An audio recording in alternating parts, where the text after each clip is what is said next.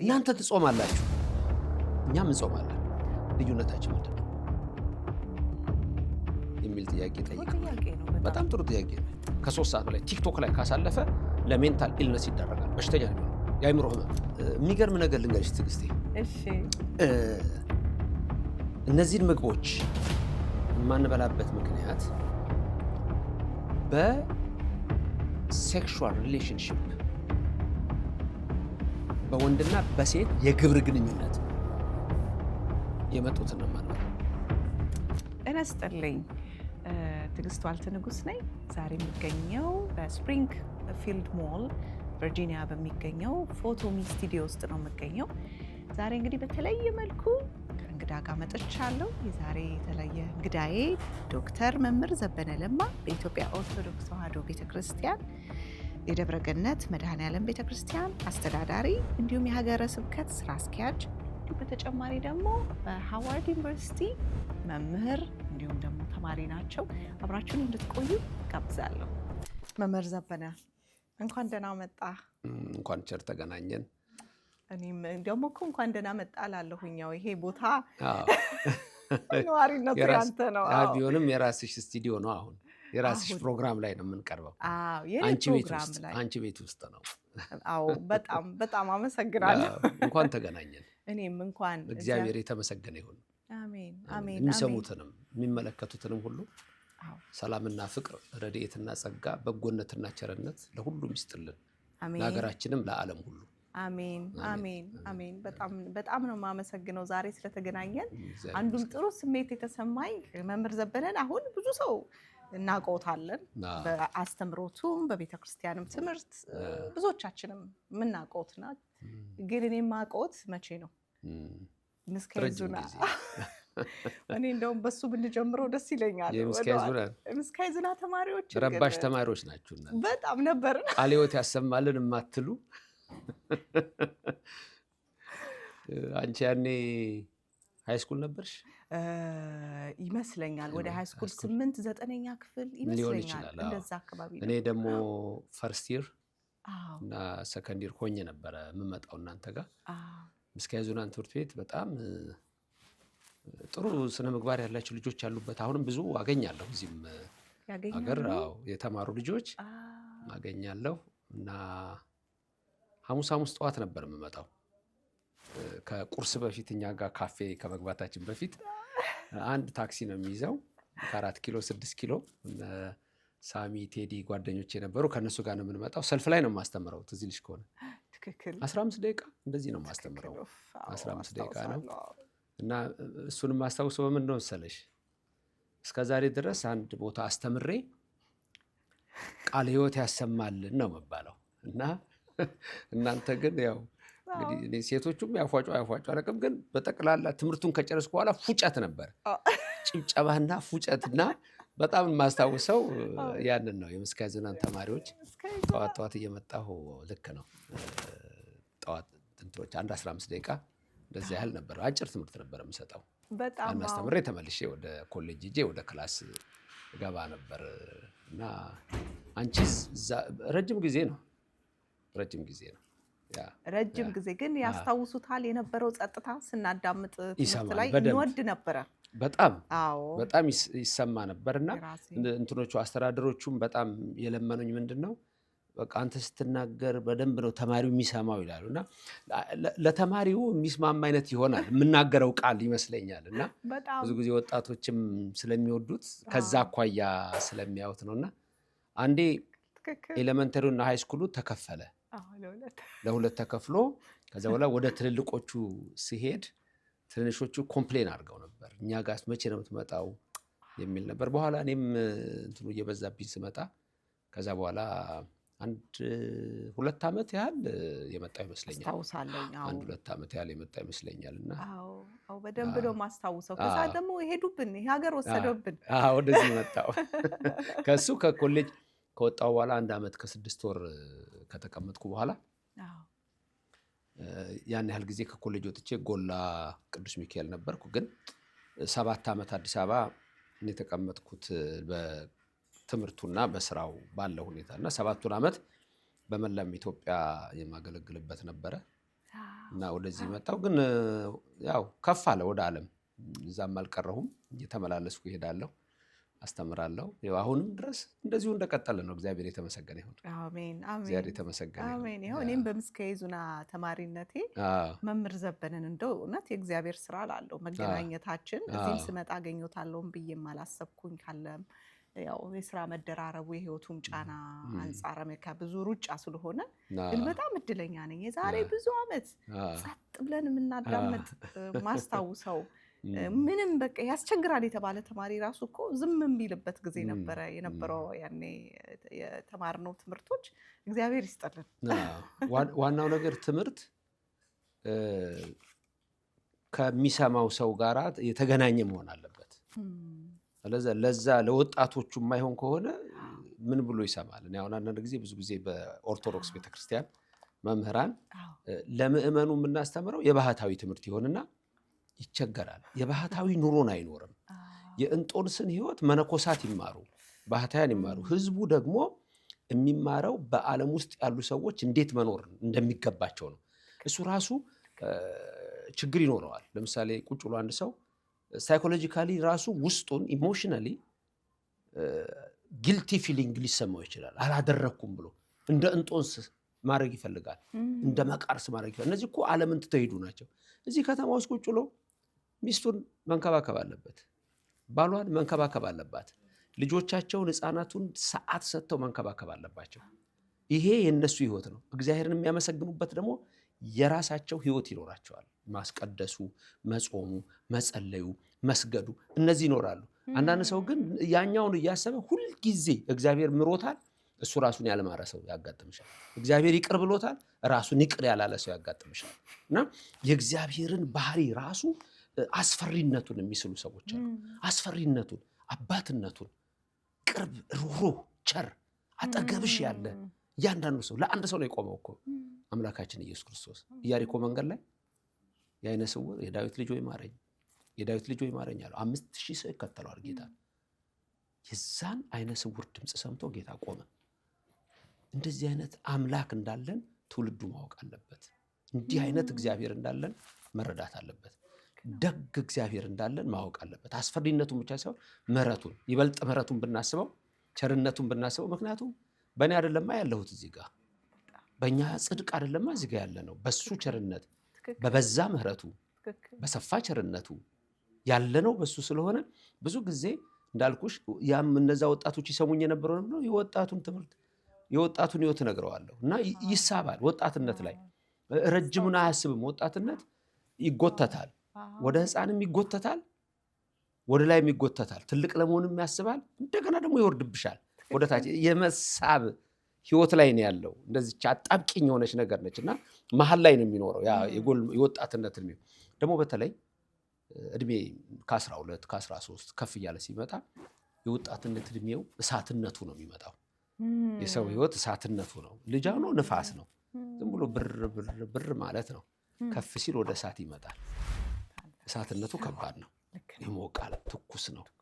በቃ የወጣትነት ይላል። የቆመውን እቆርጣለሁ፣ የተጋደመውን እፈልጣለሁ የሚል በቃ ራሴን እችላለሁ የሚል ከቤተሰብ ጋር ራሱ ምንም የማይመስለው ራሱ መኖር የሚችል ይመስለዋል። ስለዚህ ይህን ወጣት በምን መንገድ መምራት ይቻላል? ልጆችን በምን መንገድ መምራት ይቻላል? ምን አይነት ማይንድ ሴት እንዲኖራቸው ነው የምንፈልገው? እንዴት ነው የምንቀርጻቸው? ምን ሆኛለሁ የሚለው የአንቺ መጽሐፍ እነዚህ ነገሮች ሁሉ ውስጡ ብዙ ነገሮች ሊዳስስ ይችላል። ምንድን ነው የሆንኩት? ምንድን ነው የሆነው? ምን ነካኝ ምንልበት ጊዜ አለ። ያ ግን ከታች ጀምሮ ያለ ነገሮችን የሚመለከት ነው። ከአስተዳደግ ጀምሮ፣ ከማህበራዊ ኑሮች ጀምሮ ሰዎች ምክንያቱም ሃይማኖት ሼፕ ያደርጋቸዋል። እንደገና ደግሞ ኢንቫይሮንመንት ሼፕ ያደርጋቸዋል። ትምህርት ቤት ይቀረጻሉ። የዛ ሁሉ ኮሌክቲቭ የሆነ አስተዋጽኦ አንድ ሕፃን ላይ ይኖራል። ይበልጥ ግን ቤተሰብ ላይ ይኖራል። ቤተሰቦች ልጆቻቸውን በምን መልክ ነው ትልቅ እንዲሆኑላቸው የሚፈልጉት፣ ከፍ እንዲሉ የሚፈልጉት? ስለዚህ የምናስተምራቸውም ትምህርት ወሳኝ ነው ለማለት ነው። ወደ ሌላ ሄድኩ መሰለኝ እና በዛው ተነስቶ ወደዛ ሄደ። አስቸጋሪ የምንባል ሰዎች የሆነ አንድ መምህር መጥቶ ሲያስተምረን ጸጥ ብለን ከሰማ ነው በቃ አውቆናል ማለት ነው። ያ መምህር እንደሱ ማለት ነው። እንደዛ ማለት ነው። አንዴ የካ ሚካኤል አስተምሬ ስወጣ ልጁ ፀጉሩ በጣም ጭብር ያለ ነው፣ ጆሮ ላይ ሎት ያርጓል እና ስወጣ ያውም ቀሚሴን ለብሼ ነው የምወጣው ወደ ታክሲ ለወርድ ቁልቁል አይደለ የካን ታውቂው ከሆነ ሲወጣ ታንዲ አስፋልቱ ተሄዶ እዛ ዳር ላይ ነው የምንይዘው እና በጣም ብዙ ወጣቶች ናቸው የሚከተሉኝ እንደዚህ ስወጣና ከነሱ ይሸኙኛልና ያወራን እንትን እያልን ሄደና አንዱ አየዋለሁ ወደኔ ሊመጣ እና ልጆቹ ጓደኞቹ ይጎትቱታል እና እያየሁ ነው በሚሄድበት ጊዜ ብዙ ነገር ነው የማየውና ከዛ በኋላ መጣ አጠገቤ ደረሰና እንትን አለኝ ደህና ነሽ አለኝ ደህና ነሽ ነው ያለኝ እና ገባኝ ያው የወጣት ነገር ነው ብዙ ሰው እኔም የዛን ጊዜ እድሜ በጣም ትልቅ ለመስሎ ይችላል እንጂ እኔም በዛ ሰዓት ላይ ልጅ ነኝ በልጅነት እንትን ውስጥ ነው ያለሁት እና ደህና ነሽ ምናምን ሲለኝ እኔም ደህና ነሽ ፍሬንድ አልኩት ማለት ነው ከዛ ትምህርትሽ ሲጥም አለኝ ልጆቹን አያቸዋለሁኝ ቆመው ደንግጠዋል ምክንያቱም እነሱ መተው እንደው ምናምን ብለው ነው የሚያናግሩኝ እና ይሄንን ሲያው ደንግጠዋል በቃ ምንድነው የሚለው ምናምን ብለው እንደዚህም ትሏል እሱ ፀጉሩ እየፈተለ አቦ ትምህርትሽ ምናምን ይጥማል በዛ ላይ ትዘምሪያለሽ አለኝ ከዛ ማለበል ስምን አልኩት ስሙን ጠየቅኩት ከዛ እንትን አለና አሁን እኮ ሰላም ልበለው ስል እነሱ አይቻልም ይሉኛል ይሄው በደንብ ሰላም አልከኛል እንዴ ምናምን አለ አሁን ችግር የለም አልኩት ከዛ ሄደና ልጆቹ መጡ እሱ ከሄደ በኋላ በጣም ይቅርታ ምናምን አሉኝ ለምን አልኳቸው የመጀመሪያው ነው ዛሬ ሲመጣ ይዘነው መተን ነው እንዲማር እና እንትሩን አላወቀም ማነጋገሩንና ምንም ችግር የለውም አልኳቸው ከ3 ሳምንት በኋላ ምናምን ሎቴው የለም ፀጉሩን ተቆርጧል መጥቶ ሰላም ብሎኝ እንደዚህ አውርቼ ነበርና ይቅርታ የዛን ጊዜ ምንም ያጠፋው የለም ያ ሰው ገብቶታል ያ ሰው ተለውጧል ለሱ የሚሆነውን ትምህርት አግኝቷል የህይወት ለውጥ ነው እኮ እግዚአብሔር እኮ ለኛ የሚነግረን ምድር ላይ እኮ እምነትና ሃይማኖት የመጣበቱ እግዚአብሔር ለሰው ልጆች የሰጠው እኮ ወደ ላይ እግዚአብሔርን ወደን ወደ ጎን ደግሞ ሰውን ወደን የሰላም ኑሮ እንድንኖር ነው ሰዎች በህይወታቸው ቅዱስ የሆነ ህይወት እንዲመሩ ነው ጥሩ የሆነ ህይወት እንዲመሩ ነው ሁሉም ከፍ እንዲል ነው የሚፈልገው እግዚአብሔር ዝቅ እንዲል አይፈልግም ቀና ብላችሁ እንድትሄዱ አረጋችኋለሁ ነው የሚለው የእግዚአብሔር ቃል ቀና ብላችሁ እንድትሄዱ አረጋለሁ ቀና ብላችሁ እንድትሄዱ አረጋለሁ ሸክም የከበደው ሰው ነው የሚያጎነብሰው በአሁን ሰዓት ዲፕሬሽን አንዛይቲ ምንላቸው ጭንቀት ኢትዮጵያ ውስጥ ቀለል ያደረጉትና ድባቴ ይሉታል ድባቴን እንደሱ አይደለም ዲፕሬሽንና ድባቴ በጣም የተለያዩ ነገሮች ናቸው ይሄ ሰዎችን በተለያየ ሌቭልም አለው እንዴት ሰዎች እንደሚጎዳ እግዚአብሔር ለዛ ሁሉ መፍትሄ እንደሆነ ቀና ብላችሁ እንድትሄዱ አደረጋለሁ መፍትሄ ነው እግዚአብሔር ሰዎች በቀን መንገድ እንዲሄዱ ነው የሚፈልገው እና በተለይ ወጣቶችን በምንት ያረት ወሬዛ ፍኖቶ በአቂበ ነቢብከ በአቂበ ትእዛዘከ ሚል ቃልህን በማንበብ ትእዛዝህን በመፈጸም የሚል ንግግር አለ ወጣቱ በምንድን ነው መንገዱን የሚያቀናው ሲል እግዚአብሔርን በማወቅ ይላልና እግዚአብሔርን ማወቅ የጥበብ ሁሉ መጀመሪያ ነው መፍራት ነው 2 እንዴት እንደምትኖር ይነግርሻል 2 ፍቅር ነው ከሰው ልጆች ሁሉ ጋር በፍቅር ኑሩ ነው የሚያስተምረን ነገር ሁሉ ይሄ ነው ከዛ አልፎ ግን አንድ ሰው በግል ህይወቱ ደስተኛ ሆኖ ሊኖር የሚችለው ሁሉን መቻል እግዚአብሔር መከራ ሊመጣ ይችላል በእግዚአብሔር ይችላል ፈተና ሊመጣ ይችላል በእግዚአብሔር ይችላል ሲኖረን ብቻ አይደለም መፈንጠዝና ማመስገን የምንችለው እሺ በፈንጠዝያ ሰዓት እና በሐዘን ሰዓት ሰው ይለያያል የሚቆዝምበት ሰዓት ይመጣል የባዶነት ስሜት የሚሰማበት ሰዓት ይመጣል ሰው መሃል ቁጭ ብሎ ብቻውን ይሆን ይመስለዋል ብቻዋን ማንንም የሌላት ሎንሊነስ የምንለው ፊሊንግ አለ እንደሱ አይነት ነገሮች ይፈጠራሉ ግን ሰው መሃል እኮ ነው ያለው እንደዚህ አይነት ሰዎች እግዚአብሔር ያስፈልጋቸዋል የእግዚአብሔር ቃል ያስፈልጋልና በምን ሁኔታ ደግሞ ይሄንን ህይወት ለውጠው በምን አይነት ሁኔታ እንዴት ኢፌክቲቭ ሆነው እንዴት ለሰው ይጠቅማሉ እንዴት ለራሳቸው ይጠቅማሉ እንዴት ለአገር ይጠቅማሉ የሚለው ሁሉ ይሄ በጣም መታሰብ ያለበት ነገር ነውና በዚህ መንገድ ነውና ያነሳነው እንግዲህ ወጣቶቹን ነገር ስለሚገባችሁ የዛን ጊዜ ጸጥ ብላችሁ ትሰማላችሁ ስለሚመቻችሁ ትሰማላችሁ በዛንም መንገድ ይሄዳልና ሁሉም ጋር እንደዛ ነው ሁሉም ጋር እንደዛ ነው እና ደስ ይላል። እግዚአብሔር ይመስገን። አሜን አሜን። በጣም እኔ እርስዎንና እንደገና ደግሞ መምህር ብርሃኑ ጎበናን በደንብ ነው የማስታውሰው። መምህር ብርሃኑ ጎበና የዛን ጊዜ እዛም በአስተማሪነት ያስተምር ነበር ይመስለኛል። ኬሚስትሪውን ባዮሎጂ ኬሚስትሪ ነው ይመስለኛል።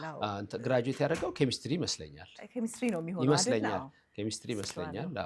እዚህ ሀገር ነው ያለው። ያስተምሩን ነበረ። እኔ አላገኘኋቸውም። ባገኛቸው መምህር ብርሃኑንም በጣም ደስ ይለኛል። አታችመንት ስላለኝ ብዙ ነገር አስታውሳለሁ። እና በምሳ ሰዓታችን ይገርሞታል መምህር ሰብስበው ያስተምሩን ነበረ። ምሳ ሰዓት 1 ሰዓት ብሬክ ነበረችን። ምስካይዙና ተማሪ ሆኜ በቃ በጣም መጽሐፍ ቅዱስንም የእግዚአብሔርን ቃል ያኔ ደግሞ ብዙ ጥያቄ ወጣትም ብዙ ጥያቄ እንጠይቅ ነበር፣ እንከራከር ነበርና ጥሩ ጊዜ ነበረ። እና እኔ ያው መምህር ዘበነን ማቆት ዛሬ አይደለም ለማለት ነው። እሱ ግን አልተለወጡም። እኔ አሁን እዛ ማቃቸው መምህር ዘበነ ናቸው አሁንም ያገኘዋቸው። እንደዛ ይለኛል። ልክ ሃይስኩል እንዳለ ሆኖ ይለኛል። ሰው ሲያገኘኝ ሃይስኩል እንዳለ ሆኖ ብዙ አትቀየርም ይለኛል። እንግዲህ ብዙ ሰው እንደዛ ያስባል። ባለፈው ረጅም ጊዜ ጓደኞች ያሉ ቤተሰቦቼ እንትን ሄጄ ነበረ ወደ ናዝሬት አዳማ እና ልጠይቅ ሄጄ ነበር እናታቸው እና የማሩሃ የምትባል ወዳጅ ጓደኛችን አለች እና እዛ ሲሄድ ልክ እንደዛ ሆነ ትለኛለች ብዙ ጊዜ ማለት ነው። እና ሰዎች ወዲያው ነው እንትን የሚሉኝ እና ባለፈው አንድ እንትን ሄጄ ኖርፎክ ሄጄ ነበረ ቨርጂኒያ ቢች እና ላስተምር ሄጄ በቃ አሁን ይገባኛል የሰው ንግግር። ከዛ ሰላም አለችኝና እኔ እኮ ማቅህ ጎላ ሚካኤል ልጅ ሆኜ ነው ግን የሚገርመው አለችና እንደዚህ ወደ ላይ ልታየኝ ጀመረች ማለት ነው። እንዲያየችኝና የምትናገሩን አውቃለሁ አልኳት እና ልክ እንደዛ ሆነ ልትይ ነው አይደል አልኳት። አሁን እንደዛ ሆነ። ሁሉ ሰው ነው የሚለው ማለት ነው መምህር ብዙ ይለኛል። እኔ ምንም አሁን የምስካዬ ሜሞሪ አለኝ። ምንም ብዙ እድሜያችንንም ብዙ ሰው ሲገምት የዛን ጊዜ ሃይስኩል ጨርሼ ነው ገና ኮሌጅ የመጣሁት። ስለዚህ የእንትኑ ልዩነት ከልጅነቴ ጀምሮ ስለማስተምር ያ ሰዎች ላይ ይቀረጻልና እኔ 20 ዓመት ሳይሞላኝ አንድ አባት 20 ዓመት አልሞላኝም የዛን ጊዜ በረከተ አንድ የሆነ ታሪክ ለግሽ 20 ዓመት ሳይሞላኝ ሳስተምር አይተውኝ ብፁዕ አቡነ ገብርኤል ይባላሉ እና አስጠርተውኝ ነበረ። አስጠሩኝና ያየቁኝና እድሜህ አሁን ወደ 40 ሞልቷል ብለው ጠየቁኝ። እኔ 20 ዓመት አልሞላኝም፣ ግን ምን ብዬ ልመልስላቸው በዛ ሰዓት ማለት ነው። እና ከማስተምረው የተነሳ ሰዎች የሚገምቱኝ በትልቁ ነው። እና አሁን ድንገት ከኔ በእድሜ የሚበልጥ ሰው ምን አይነት ሀሳብ አለው መሰለሽ ትዕግስት፣ አንተ ስታስተምር እኔ ህፃን ሆኜ ፊት ለፊት ቁጭ ብዬ እማር ነበር ይለኛል። ይሄ ሰው ድንገት በእድሜ ሊበልጠኝ ይችላል። ይኸውልሽ እኔ ግን እዛ እንትኑ ላይ ቦታው ላይ ስላለሁ የሚቀረጸው ምንድነው በጣም ትልቅ ሰው አድርጎም ይወሰዳል። ትልቅ አድርጎም ይወሰዳል። በጣም ነው። ግን የተፈጥሮም ሁኔታ ደግሞ ያው የተፈጥሮም ሁኔታ ሚስጥሩንም ብናቀው ያው መምህር ምንም ሚስጥር የለውም። ዛሬ ልታወሪኝ የመጣሽው እሱ ነው። ያው አንድ ላይ ስለጾም እንገባለን። በጣም እሱ ነው እንግዲህ ሚስጥሩ ብለን እንለፋው። በዛ ምንም የሰው ያኗኗር ዘይቤ ነው። ያኗኗር ዘይቤ ነው ማለት ነው። ያኗኗር ዘይቤ ነው። ምክንያቱም አሁን ይሄ ሀገር በጭንቀት ነው የሚታወቀው፣ በመወጠር ነው፣ በመሮጥ ነው፣ በመስራት ነው። መምህር እንግዲህ ከተሳሳትኩኝም ያርሙኛል። ልክ ነሽ። እና ብዙ ሰው እንደውም ያለውንም የሚያጣም አለ። እዚህ ሀገር ከመጣሁ በኋላ ነው ያለኝንም ያጣሁትም የሚሉ አሉ። እና ጥሩ ነገር እንደሚያገኙት ሁሉ ያው እርሶ ደግሞ በዚህ ሁኔታ ቅድም ያልኩሽ የኑሮ ዘይቤ ነው። ቲጂ ፀሐይ አንቺ አታውጭም፣ ቀንና ሌሊትን አንቺ አታፈራርቂም። ጌታ ተናግሯል። አንዷን የፀጉራችሁን ዘለላ ጥቁር ማድረግ አትችሉም ይላል። የፀጉርሽን ቁጥር አታውቂውም፣ የፀጉሬን ቁጥር አላውቀውም። ዛሬ ትልቁ ተመራማሪ የተባለው ናሳ ላይ ሄደው ከናሳ ሄደው ማርስ ላይ ደርሰው መጡ የተባሉ ሰዎች ማታ ዛሬ ይተኛሉ፣ እንቅልፍ ይወስዳቸዋል። ማንም እንቅልፍ ወስዶት ራሱን የሚያውቅ የለም። አቅምን ሁልጊዜ አውቆ ግድፍ ህሊና ከላይ ለእግዚአብሔር፣ ሐሳብህን ለእግዚአብሔር ስጥ እሱ ያከናውናል የሚል ነው። የኛ መስራት ነው። አትጨነቁ ብሎ ጌታ ካስተማረን ትምህርት መካከል 3 ጊዜ አትጨነቁ አትጨነቁ አትጨነቁ የሚል አለ። ማቴዎስ 6 ላይ። ከዛ ምሳሌ ያደረገልን ለምሳሌ የሰማይ ወፎች ይላል። የሰማይ ወፎች አይዘሩም አያጭዱም እያለ ይነግረናል። ግን የሰማይ አባታችሁ ይመግባቸዋል ይላል። ሰው ግን ጥረ ግረ ብላ ተብሏል። የሰው ጥሮ ግሮ መብላት እንደ ወፍ መብረር ነው።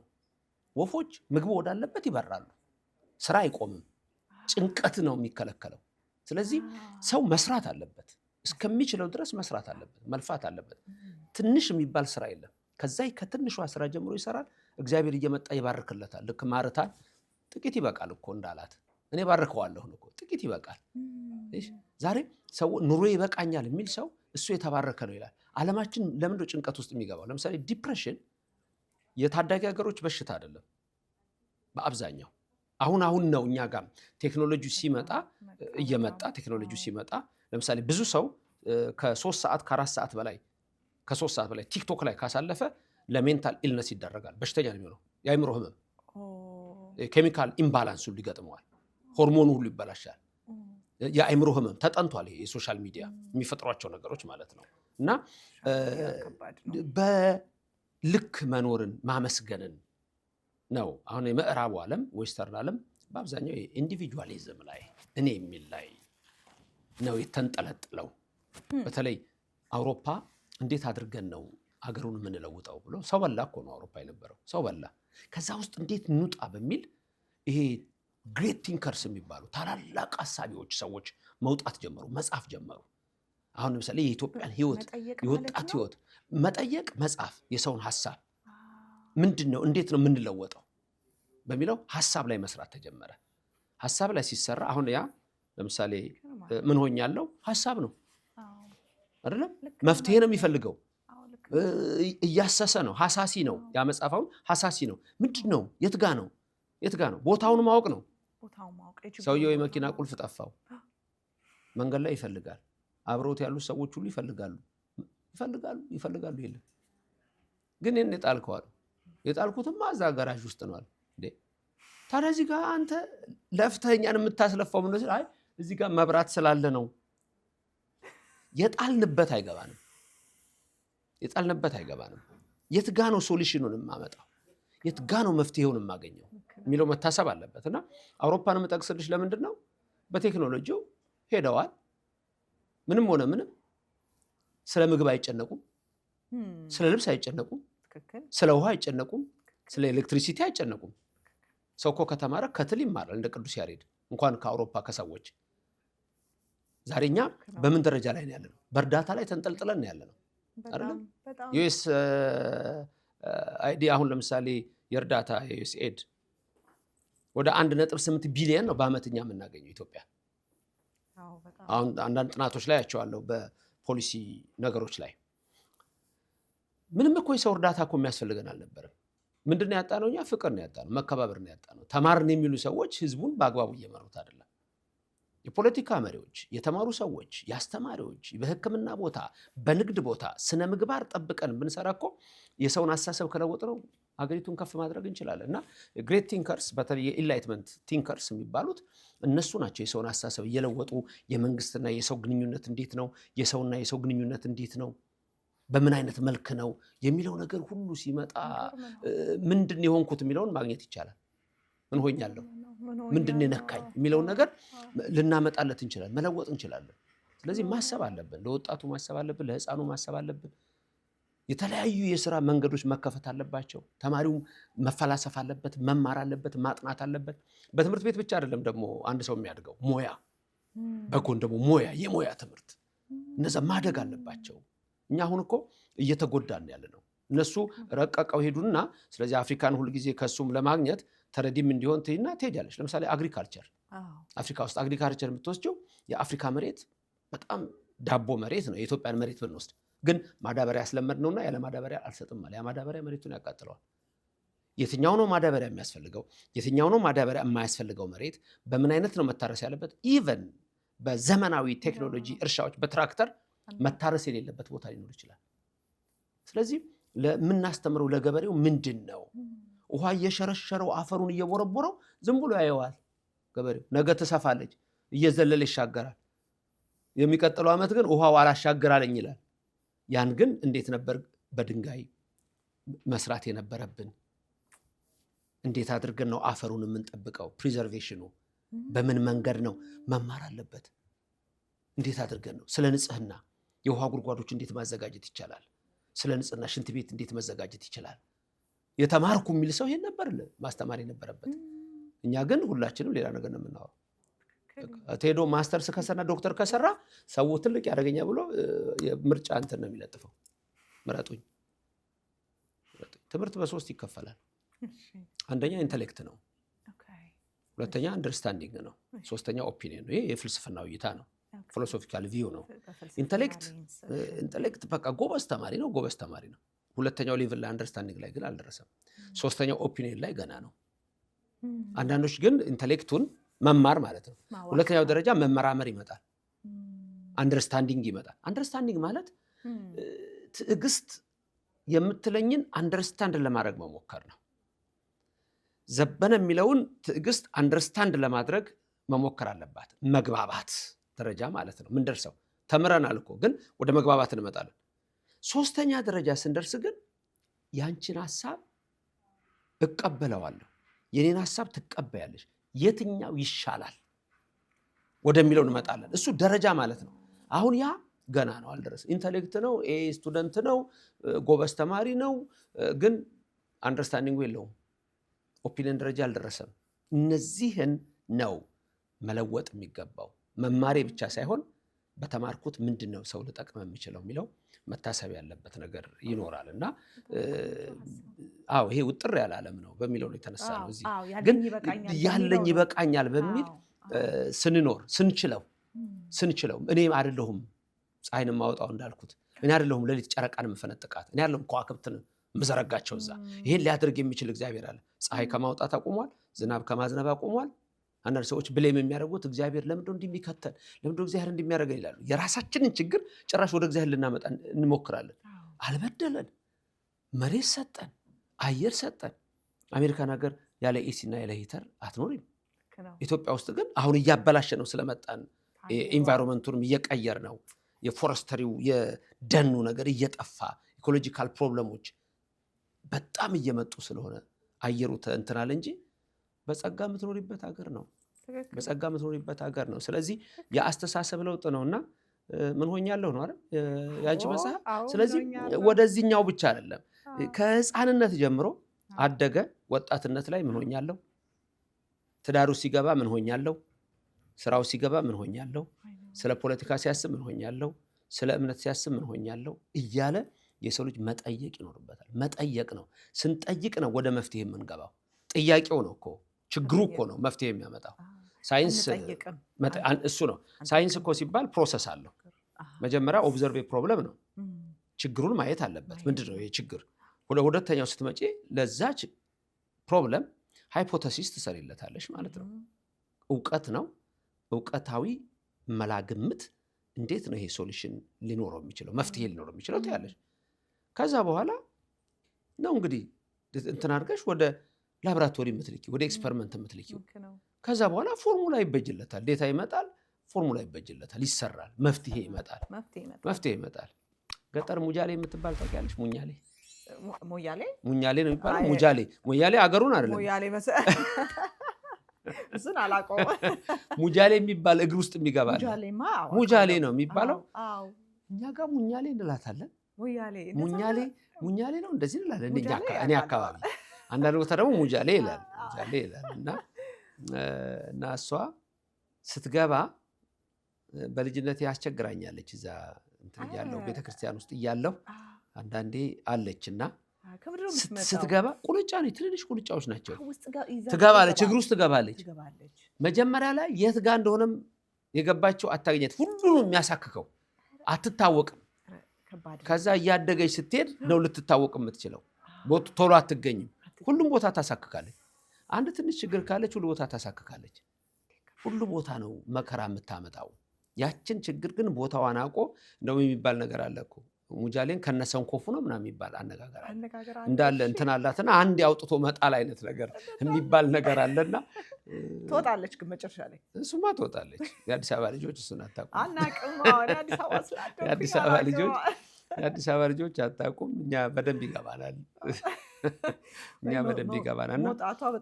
እና ለችግር መፍትሄን የሚፈልግ ትውልድ መሆን ነው ያለበት እንጂ በችግር ላይ ችግር የሚጨምር መሆን የለበትም። ለህይወቱም፣ ለግል ህይወቱም፣ ለሁሉም ነገር ለማህበረሰብ ህይወቱ። እኔም ራሱ ዛሬ አሁን ተማርኩበት። ያለኝ ይበቃኛል። ፀሐዩን ያላወጣውም፣ ጨረቃዎቹን እኔ ተራ አላስይዛቸውም፣ አልደረድራቸውም። እነዛን ሁሉ ከዋክብት እኔ አላስተዳድራቸውም፣ በቁጥርም አናቃቸውም። ያለኝ ይበቃኛል። በጣም ደስ የምወደውም ነገር ስለሆነ ነው። በግል መምህር ትክክል ነው። ግን መስራት ግን በጣም ወሳኝ ነው። መስራትና ማመን ነው ያሉት። መስራት ማመን። እኛ ጋር እሱ ነው ዋናው ነገር። አይ ቲንክ ጫፍና ጫፍ እንሆናለን። በቃ ወይ ስራውን ትተን እግዚአብሔር ያውቃል እንላለን፣ ወይ እሱ ክልክል ነው። በኦርቶዶክስ ቤተክርስቲያን 5 ውሾች የሚባሉ አሉ። ከ5 ውሾች ራእይ ላይ ከተጠቀሱት አንዱ ሀኬተኛ ነው። ዝም ብሎ ሰነፍ፣ ዝም ብሎ እንትን የሆነ ሰው በሃይማኖት አይፈቀድም። ስንፍና ማለት ነው። በፍጹም በስንፍና ልንወስደው እንችላለን። በስንፍና መውሰድ እንችላለን። ሰነፍ ሲሆን እኮ ሰው ሀኬተኛ ይሆናል። ሀኬተኛ ሲሆን እኮ ዋዛ ፈዛዛ ያበዛል። በቃ በሁሉም ነገር ላይ የሚናገረው ነገር ሁሉ ጉንጭ አልፋ ነው የሚሆነው። ትርጉም ያለው ነገር አይናገርም። ወሬ፣ አሉባልታ ወሬ፣ ዝም ብሎ ማውራት ይሆን? እሱ ክልክል ነው። ከዛ ቁጭ ከማለት ነው የሚመጣው። ለተቀማጭ ሰማይ ቅርቡ እኮ ነው የሚባለው። እነሱ ሁሉ እኮ ከዛ ጋር ይመጣሉ እንጂ። ስለዚህ ስንፍና አይፈቀድም፣ በፍጹም አይፈቀድም። ስንፍና አይፈቀድም። ሌሎች ውስጥ ተጨማሪ ምናልባት 5 ውሾች የሚባሉት ብለው እነዛ ከአሁን ካለን እንትን ጋር ላይሄዱ ይችላሉ። ግን አጠቃላይ የውሻ ባህሪ ውሻ ይበላና ሆዱን ሲያውከው ሄዶ ይተፋል ጥግ ላይ። ከዛ ሲርበው ሄዶ ተመልሶ ያን የተፋውን ይበላል። ይሄ ጸያፍ ነው እና ከሃይማኖት ጋር የሚነገሩ አሉና አንድ ሰው ኃጢአቱን ካወጣ በኋላ ተመልሶ ወደዛ እንዳይሄድበት የተወውን ለምሳሌ ሲጋራ ያቆመ ሰው በቃ አቆመ። ጫት ያቆመ ሰው አቆመ። ሐሺሽ ያቆመ ሰው አቆመ። ማቆም አለበት። ከዛ ተመልሶ እዛ መግባት የለበትም። አንዳንድ ሰዎች ሁሉ ጊዜ ዓመት ሲመጣ አዲስ ዓመት እንደዚህ ያደርጋሉ የሚሉ የሉም። ተመልሰው እዛ ውስጥ ይገባሉ። ስለዚህ እግዚአብሔር ምን ይላቸዋል? እረዳችኋለሁ፣ አቁሙ ነው። ሰውነታችሁ መቅደስ ነውና አትጉዱት። ከጫት ከሲጋራ ከሐሺሽ ከመሳሰሉ ነገሮች ራሳችሁን ጠብቁት። መቅደስ ነው ሰው። በእግዚአብሔር አርአያና አምሳል ነው የተፈጠረው። ኢሜጅ ኦፍ ጋድ የምንለዋል። አንቺ በእግዚአብሔር አርአያና አምሳል ነሽ፣ እኔ በእግዚአብሔር አርአያና አምሳል ነን። ስለዚህ የምንበላው ሁሉ ጥንቃቄ የሚያስፈልገው፣ የምንሰማው ሁሉ ጥንቃቄ የሚያስፈልገው፣ የምናየው ሁሉ ጥንቃቄ የሚያስፈልገው፣ የምንሰማው ሁሉ ጥንቃቄ የሚያስፈልገው፣ የምንነካው ሁሉ ጥንቃቄ የሚያስፈልገው ነው። ሰው ቅዱስ ነው በራሱ ባህሪው፣ እንደዛ ነው እግዚአብሔር ያደረገው።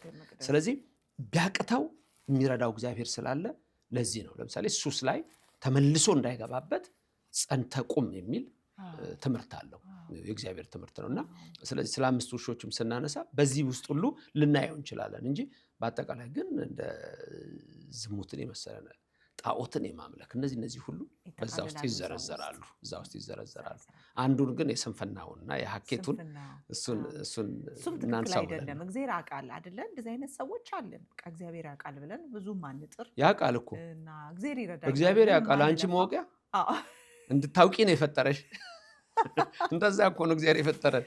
እና የምናውቀው ነገር አንዱ ራሱ ምንድነው? እግዚአብሔር የሰጠንን ነገር እንድንከብርበት ያዘዘን ትእዛዝ አለ።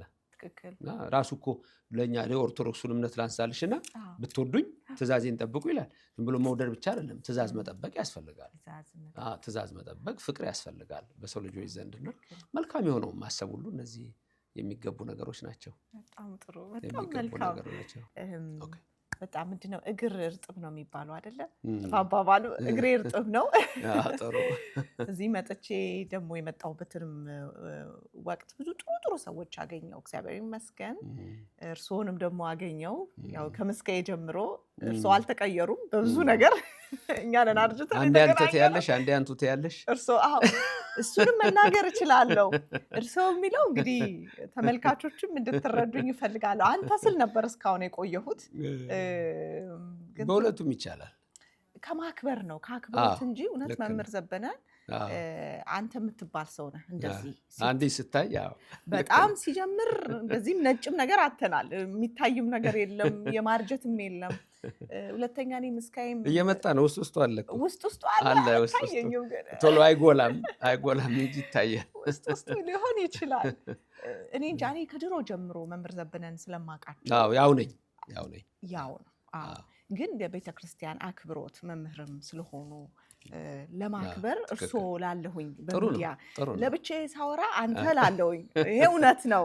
ግን እዚህ ላይ ስላለን ብዙ ሰዎችም ስለሚመለከቱት ይሄንን አክብሮቴንም ለመግለጽ እርሶ ላለውና ለኔም ከብዶኝ ነው እርሶም ብለው። ምክንያቱም ሰሞኑን ስናወራ እውነት በቃ እንደ ቅርብ ቤተሰብ ነበረ ስናወራም የነበረውና ይቅርታ እርሶ አንተ እያልኩኝ ከቀያየርኩኝ በሁሉም ነው የሚቻለው።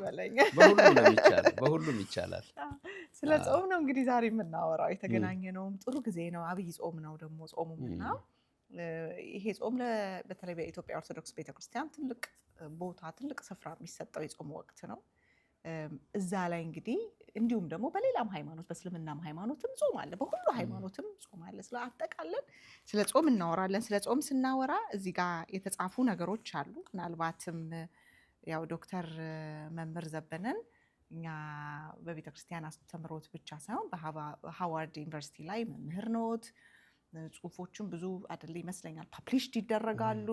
አንዱ ደግሞ እዚህ ጋራም ደግሞ ያገኘሁት strengthening the biblical practice of fasting for leadership in ደብረገነት መድኃኔዓለም ኢትዮጵያን ኦርቶዶክስ ተዋሕዶ ቸርች ይላል።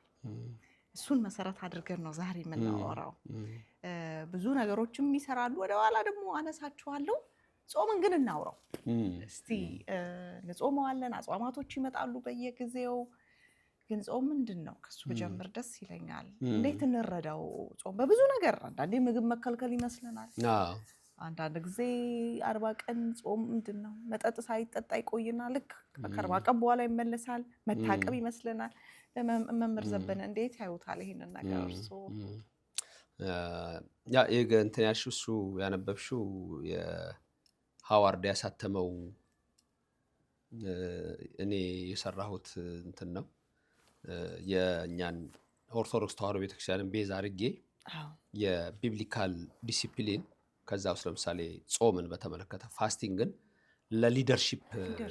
ለሊደርሺፕ ነው የተሰራው። ለሲኦዎች እነዚህ ለምሳሌ ቢዚ ሰዎች ለምሳሌ በሲኦ የሆኑ ማኔጀር የሆኑ ወይም ደግሞ ብዙ እንትን ያሉ ሰዎች አሉ። እነዚህ ሰዎች ጾሙ በብዙ መንገድ ሊጠቅማቸው እንደሚችል ከሳይንቲፊክ አፕሮች ጋር ነው ይሄ የሰራሁት ሪሰርች ነው።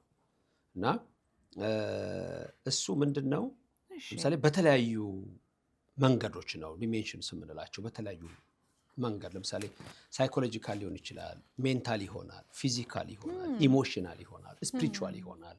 እና በእነዚህ መንገዶች ሁሉ ጾም እንዴት ጥቅም እንዳለው ነው። እና ሪሰርቹ እሱ ላይ ያለው መጀመሪያ ቅድም እንደጠቀሽው በተለያዩ እምነቶች ውስጥ ጾም አለ። በቡዲዝም እምነት ውስጥ ጾም ሊኖር ይችላል አለ። በእስልምና እምነት ውስጥ ጾም ሊኖር ይችላል አለ። በክርስቲያን በተባለው ውስጥ አለ። በሁሉም ዘንድ ጾም አለ። ሌላ ቀርቶ በፍልስፍና ውስጥ ጾም አለ። ፈላስፎች ጾም ይጾማሉ። በእኛ እንደውም የጥንት መጽሐፍ ላይ አንድ እንትን አለ። ይጾማሉ። በተለይ ድሮቹ ይጾማሉ። እንደገና እንደውም እንደ ባህታዊም ነው እኮ የሚያደርጋቸው። ማግባትና መውለዱ ላይ አይፈልጉም። ያዩትና የዚህን ዓለም ነገር መርምረው ማለት ነው። እና በእኛ የመጽሐፍ መነኮሳት ይባሉ መጽሐፍት አሉ። እንደ አረጋዊ መንፈሳዊ፣ ፍልክሲዩስ እንደዚህ የሚሉ መጽሐፎች አሉን እኛ። እና እነዚህ ላይ ከተጻፈው አንዱ ፈላስፎች ወደ ባህታውያን መጡ እና ስለ ጾም ነው የጠየቋቸው። ጾም ያነሳችው ርዕስ ትልቅ ርዕስ ነው። መጡና እናንተም ትጸልያላችሁ፣ እኛም እንጸልያለን። ፈላስፎቹ ናቸው የሚጠይቁት። ፈላስፋ ያው መጠየቅ ነው። እናንተ ትጾማላችሁ፣ እኛም እንጾማለን፣ ልዩነታችን ምንድን ነው የሚል ጥያቄ ጠይቀዋል። በጣም ጥሩ ጥያቄ ነው። ፈላስፎችም ሁሉም ይጾማል አይደል? ምንድነው ልዩነቱ? እንግዲህ እያንዳንዱ የራሱን ሊያስቀምጥ ይችላል። አሁን እኛ ጀነራላይዝ በሆነ መልክ ስለምናወራው በዛ መልክ ነው የምንሄደው። እና ምንድነው ልዩነታችን አሏቸው። እነሱም ይጾማሉ፣ ፈላስፎቹም ይጾማሉ፣ ሃይማኖተኞቹም ይጾማሉ፣ ባህታውያኑ ይጾማሉ። እነዚያም ይጸልያሉ፣ እነዚህም ይጸልያሉ። ምንድነው ልዩነታችን አሏቸው ሃይማኖተኞች ሲጠይቋቸው። እነሱም እንደሚሏቸው እንግዲህ ዋናው ምንድነው የጸሎቱና የጾሙ ጥቅም በምን መንገድ ነው የሚለው ነው የሚለየው። ስለዚህ እነዚህ ናቸው ልክ ነው። ፈላስፎች ሰውነታቸውን ለማጥራት ይጾማሉ። ለማጥራት ለምሳሌ በአሁኑ ሰዓት ሳይንቲፊክሊ ጾም በጣም ጥቅም አለው ስለሚባል መጥቷል። አሁን በጣም እየጎላ ነው የመጣው። ዲቶክስ ምናምን እየተባለ ጥናትም ተደርጎበታል። በተለይ አውሮፓ ውስጥ የተጠኑ ጥናቶች አሉ፣ በሃርቫርድ የተጠኑ ጥናቶች አሉ። እነ ፕሮፌሰር ሮበርት ፑትናም የጀመሯቸው የሶሻል ካፒታል አለ። እንዴት ነው ሰው በዛ መንገድ የሚጠቀመው የሚለውና ስለ ጾም ተደርድሯል። እና የነዚህን መልስ እንገርሽና ወደዛኛው ልሂድ። እናንተ ሰውነታችሁን ለማጥራት ነው፣ ለሰውነታችሁ ነው የምትጾሙት አሏቸው ፈላስፎቹ ሃይማኖተኞቹ። ለዛ ብላችሁ ነው እውቀትም ጥበብም እንዲገለጽላችሁ ለማሰብ ነው ያንን የምታደርጉት። ሰው ሲጾም ብዙ አይነት አስተሳሰብ ይገለጥለታል። ይሄ ሁሉ ይረጋገጣል በፍልስፍናውም በሳይንሱ። ክሬቲቪቲ ይጨምራል ጾም። እና እናንተ ለዛ ነው የምትጾሙት። እኛ ለሰውነታችን አይደለም። ይሄ ሰውነት አፈር ነው፣ ለሰውነታችን አይደለም። ግን የእናንተ ጸሎት አድራሻ ወዴት ነው? ጾማችሁ አድራሻው የት ነው? የኛ አድራሻ አለው። እነዚህኞቹ ወደ ማን ነው የሚልኩት? ወደ እግዚአብሔር ነው የሚልኩት። የፈላስፎቹ ግን ወዴትም አይሄድም። አድራሻው የት ነው? እዚህ ጋር ነው። ሰውነት ማጥራት ነው። እውቀት ለመፈላሰፍ የሚጠቅም አይነት ነገር ነው። ያንን ነው የሚያደርጉት። ስለዚህ ምድር ላይ ይቀራል። ልዩነቱ እሱ ነው። ወዴት ነው አድራሻው የሚሆነው ነው። እና ጾም ከጾታው እንጀምር። ጾም ስንል ከጾታ በእኛ እምነት የሴት አንቀጽ ነው። ጾም አንቺ ነው የምትባለው። አንተ ተብሎ ሊገለጽ ይችላል። አንቺ ነው። ለምሳሌ ነፍስ አንተ ነው። አንቺ ምን ይመስልሻል? ነፍስ ምንድን ናት? አንቺ ናት። አንቺ ናት። ስጋስ አንተ ነው የምንለው። ስጋዬ ነው የምንለው። ስጋ አንተ ነው። ወንድ ነው። አሁን ባልና ሚስት በምን እንደሚመሰሉት ባልና ሚስት ተጠያቂ አደረኩሽ እንደ ይቅርታ። ቆንጆ ነው እንጂ ቆንጆ ነው። በደንብ እነሱም እንዲገባቸው ብዬ ነው። አሁን ባልና ሚስት በምን እንደምትመሰለው? ሚስት ሴት ነች። በነፍስ ነው በስጋ የምትመሰለው? በነፍስ ነው የምትመሰለው። ባል ደግሞ በምን እንደሚመሰለው? በስጋ። የነፍስና የስጋ ተዋህዶ አለ አይደለ? ባልና ሚስት እንደዚህ ናቸው። አንድ አካል አንድ አምሳል የሚባለው ይሄን ሁሉ የሚያሳይ ነው። ነፍስና ስጋ። ስለዚህ አንድ ናቸው ባልና ሚስት በምንም ነገር ላይ። ለምን ይጨቃጨቃሉ? ለምን ይጣላሉ? ለምን ይነካከሳሉ? ለምን ይከፋፋሉ? ሲጣሉ ራሱ እኮ እንደሚታረቁ ነው የማይጣሉ አሉ። በቃ ስብር የሚያደርግ ነገር ካፋቸው የሚወጣ በቃ ምኖኛለሁ ማለት ያለባቸው ሰዎች። ይሄ በጣም አደገኛ ነገር ነው። እና ባልና ሚስት የነፍስና የስጋ ነው። ለምሳሌ እችን እግሬን አመመችኝ አትይም፣ ይሄን እግሬን ነው የምትይው። ልክ ነው አይደለ? ልቤ ዛሬ ምን ሆነች አትይም፣ ልቤ ዛሬ ይመታል ነው የምትይው። ስጋ። ጾም እንደዚሁ አንቀጽ ጾታ አላት። ሴት ነች፣ በሴት ነው የምትገለጸው። ጾም የማ እናት ነች፣ የማ እህት ነች የሚለውን ሁሉ በእኛ ይዘረዘራል። እና ጾም የጸሎት እማለ ጸሎት ልትሆን ትችላለች። የጸሎት እናት ጾም በጣም ትልቅ ቦታ የሚሰጠው ነው። በእኛ በጣም ትልቅ ቦታ ይሰጠዋል። እና ጾም ከሁለት ነገር ነው፣ ከምግብና ከክፉ ነገር። ቶታል ጾም የምንለው ቶታል ፋስቲንግ ይብሉታል። የኛ ጋር ቶታል ፋስቲንግ ምን መሰለሽ? ቶታል ፋስቲንግ ከክፉ ነገር ክፉ ነገር ከማውጣት ዘለዓለም መጾም ነው። በአይን ክፉ ነገር ከማየት፣ በጆሮ ክፉ ነገር ከመስማት፣ በአፍ ክፉ ነገር ከመናገር ለዘለዓለም መጾም ነው። ትልቁ ጾም እሱ ነው። አንደኛው ለምሳሌ አንድ ጊዜ 3 ሰዎች ተደርገው የሆነ ስዕል ነበር። አይናቸውን እንዲሚይዙ፣ ጆሮአቸውን እንዲሚይዙ፣ አፋቸውን እንዲሚይዙ ልጆች የሆነ አንድ ማስታወቂያ የምናየውን ነበር። ስለምን እንደሆነ አላወኩም። ብቻ እሱ ማስታወቂያ ከኤችአይቪ ጋር በተገናኘ ነው ነበረ። ከኤችአይቪ ጋር እሱ ማለት እኮ ዓለም ይጠቀመዋል አይደለ? ቅዱስ ያሬድ እሱን አስቀምጦታል። አይን ይጹም ክፉ ከማየት፣ ጆሮ ይጽም ክፉ ከመስማት፣ አፍ ይጹም ክፉ ከመናገር። ይሄ የሁልጊዜ ጾም ነው። ቶታል ፋስቲንግ ነው። ይገርም ነው። ከዛ ቀጥሎ አሁን ወደምንጾመው ጾም ለምሳሌ 40 ጾም፣ ነቢያት ጾም እያልን የምንመጣው የምንጾመው ጾም ሌላውን በየእምነቱ የሚጾመው የራሱ ጾም አለው። ብቻ በዚህ በኦርቶዶክስ ቤተክርስቲያን እሳቤ ስናየው የተወሰነ ጊዜ ከምግብ መከልከል አለ። የተወሰነ ጊዜ ከምግብ መከልከል። እሺ 2 ከምግብ አይነቶች መከልከል። ከምግብ እሺ አይነቶች መከልከል አለ። ለምሳሌ አሁን አብይ ጾም ስንጾም የተወሰነ ሰዓት ቁርስ አንበላም፣ ቆይተን ምሳ እንበላለን አይደል? አንዴ ትክክል ሊበላ የሚችል ይኖራል ወይ ትክክል እንደ ሁኔታው። እሱ አሁን ምን አደረገ? የተወሰነ ሰዓት ሰጠ ለጾሙ ማለት ነው። ልክ ነው።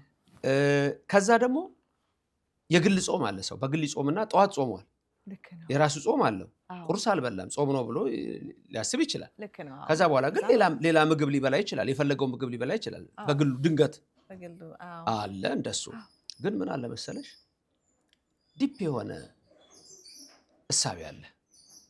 ለምሳሌ እኛ እንቁላል አንበላም፣ ልክ ነው። ልክ ነው። ስጋ አንበላም፣ አዎ ወተት አንጠጣም ልክ ነው። ፕሮቲን አይደል? ነገር አይደል? በአጠቃላይ ወተት ብዙ አንጠጣም። ፕሮቲን ካልን ባቄላ እንበላለን ለነገሩ ባቄላ አይደል? አለ ለካ። ይኸውልሽ አሁን ብዙ ሰው እንደዛ ይመስለዋል። ኃይል ከሚሰጥ ምግብ ይላል። የሚገርም ነገር ልንገርሽ ትዕግስቴ፣ እሺ እ፣ እነዚህን ምግቦች የማንበላበት ምክንያት በሴክሹዋል ሪሌሽንሽፕ በወንድና በሴት የግብር ግንኙነት የመጡትን ነው የማንበላ የምንጾመው። በግብር ለምሳሌ እንቁላል እሺ አዎ የወንድ ዶሮና የሴት ዶሮ ግንኙነት ነው። ትክክል በግ ብንበላ የወንድ በግና የሴት በግ ግንኙነት የፈጠረው ነው፣ ውጤት ነው። ውጤት ትክክል ነው። አዎ በሬም እንደዛው ነው። ኦኬ ስለዚህ በጾም ሰዓት በግብር በወንድና በሴት ግንኙነት የመጡ ምግቦችን ነው የምናቆመው። የፕሮቲን ምግቦች እንደዚህ የምንላቸው አስተማሪው ሲያስተምር የማዳበሪያ ነው። ማዳበሪያ ሚስጥራዊ ነገር ግን በግብር ግንኙነት የመጡትን እም፣ እነዛ እናቆማለን። ለምሳሌ ማር እንዴት ትበላላችሁ? አንድ እህቴም ጠይቃኝ ነበረ። አንድ ነጭ ነውና ጠይቋት ነው ወተት አሳጠጡ እንዴት ማር ስትበላላችሁ? ማር ማለት በጣም እንትን አለ ማለት ማር እኛ የምንለው ምንድን ነው? ንብ በድምፅ ነው። እም፣ ሩካቤው ግንኙነት የለውም። የነሱ በድምፅ ነው ድምፅ ነው። ማር የሚመጣው።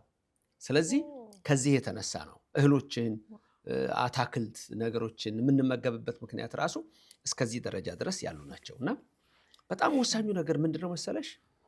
ከህግ ሁሉ ከትእዛዝ ሁሉ የመጀመሪያ ጾም ነው። ከ10ቱ ትእዛዛትም በፊት የተነገረው ገነት ውስጥ ገና እያለን ጾም ነው። አትብላ አትብሊ። የጾም እኮ ትእዛዝ ነው። ዛፉ ብዙ ሰው ምን ይመስለዋል? ዛፉ እንትን ያለው ይመስለዋል፣ መርዝ ያለው ይመስለዋል። በፍጹም እግዚአብሔር መርዝ ያደረገውና የፈጠረው ፍጥረት የለም። ምንድን ነው ችግሩ? ትእዛዝ ማፍረስና ትእዛዝ መጠበቅ ነው።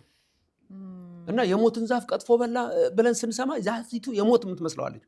አይደለም፣ ትእዛዝ የማፍረስና ያለማፍረስ ነው። ስለዚህ የጾም ትእዛዝን ያፈረሱት ዮሐንስ አፈወርቅ ታላቅ ቅዱስ አባት ነው። ምን ይላል?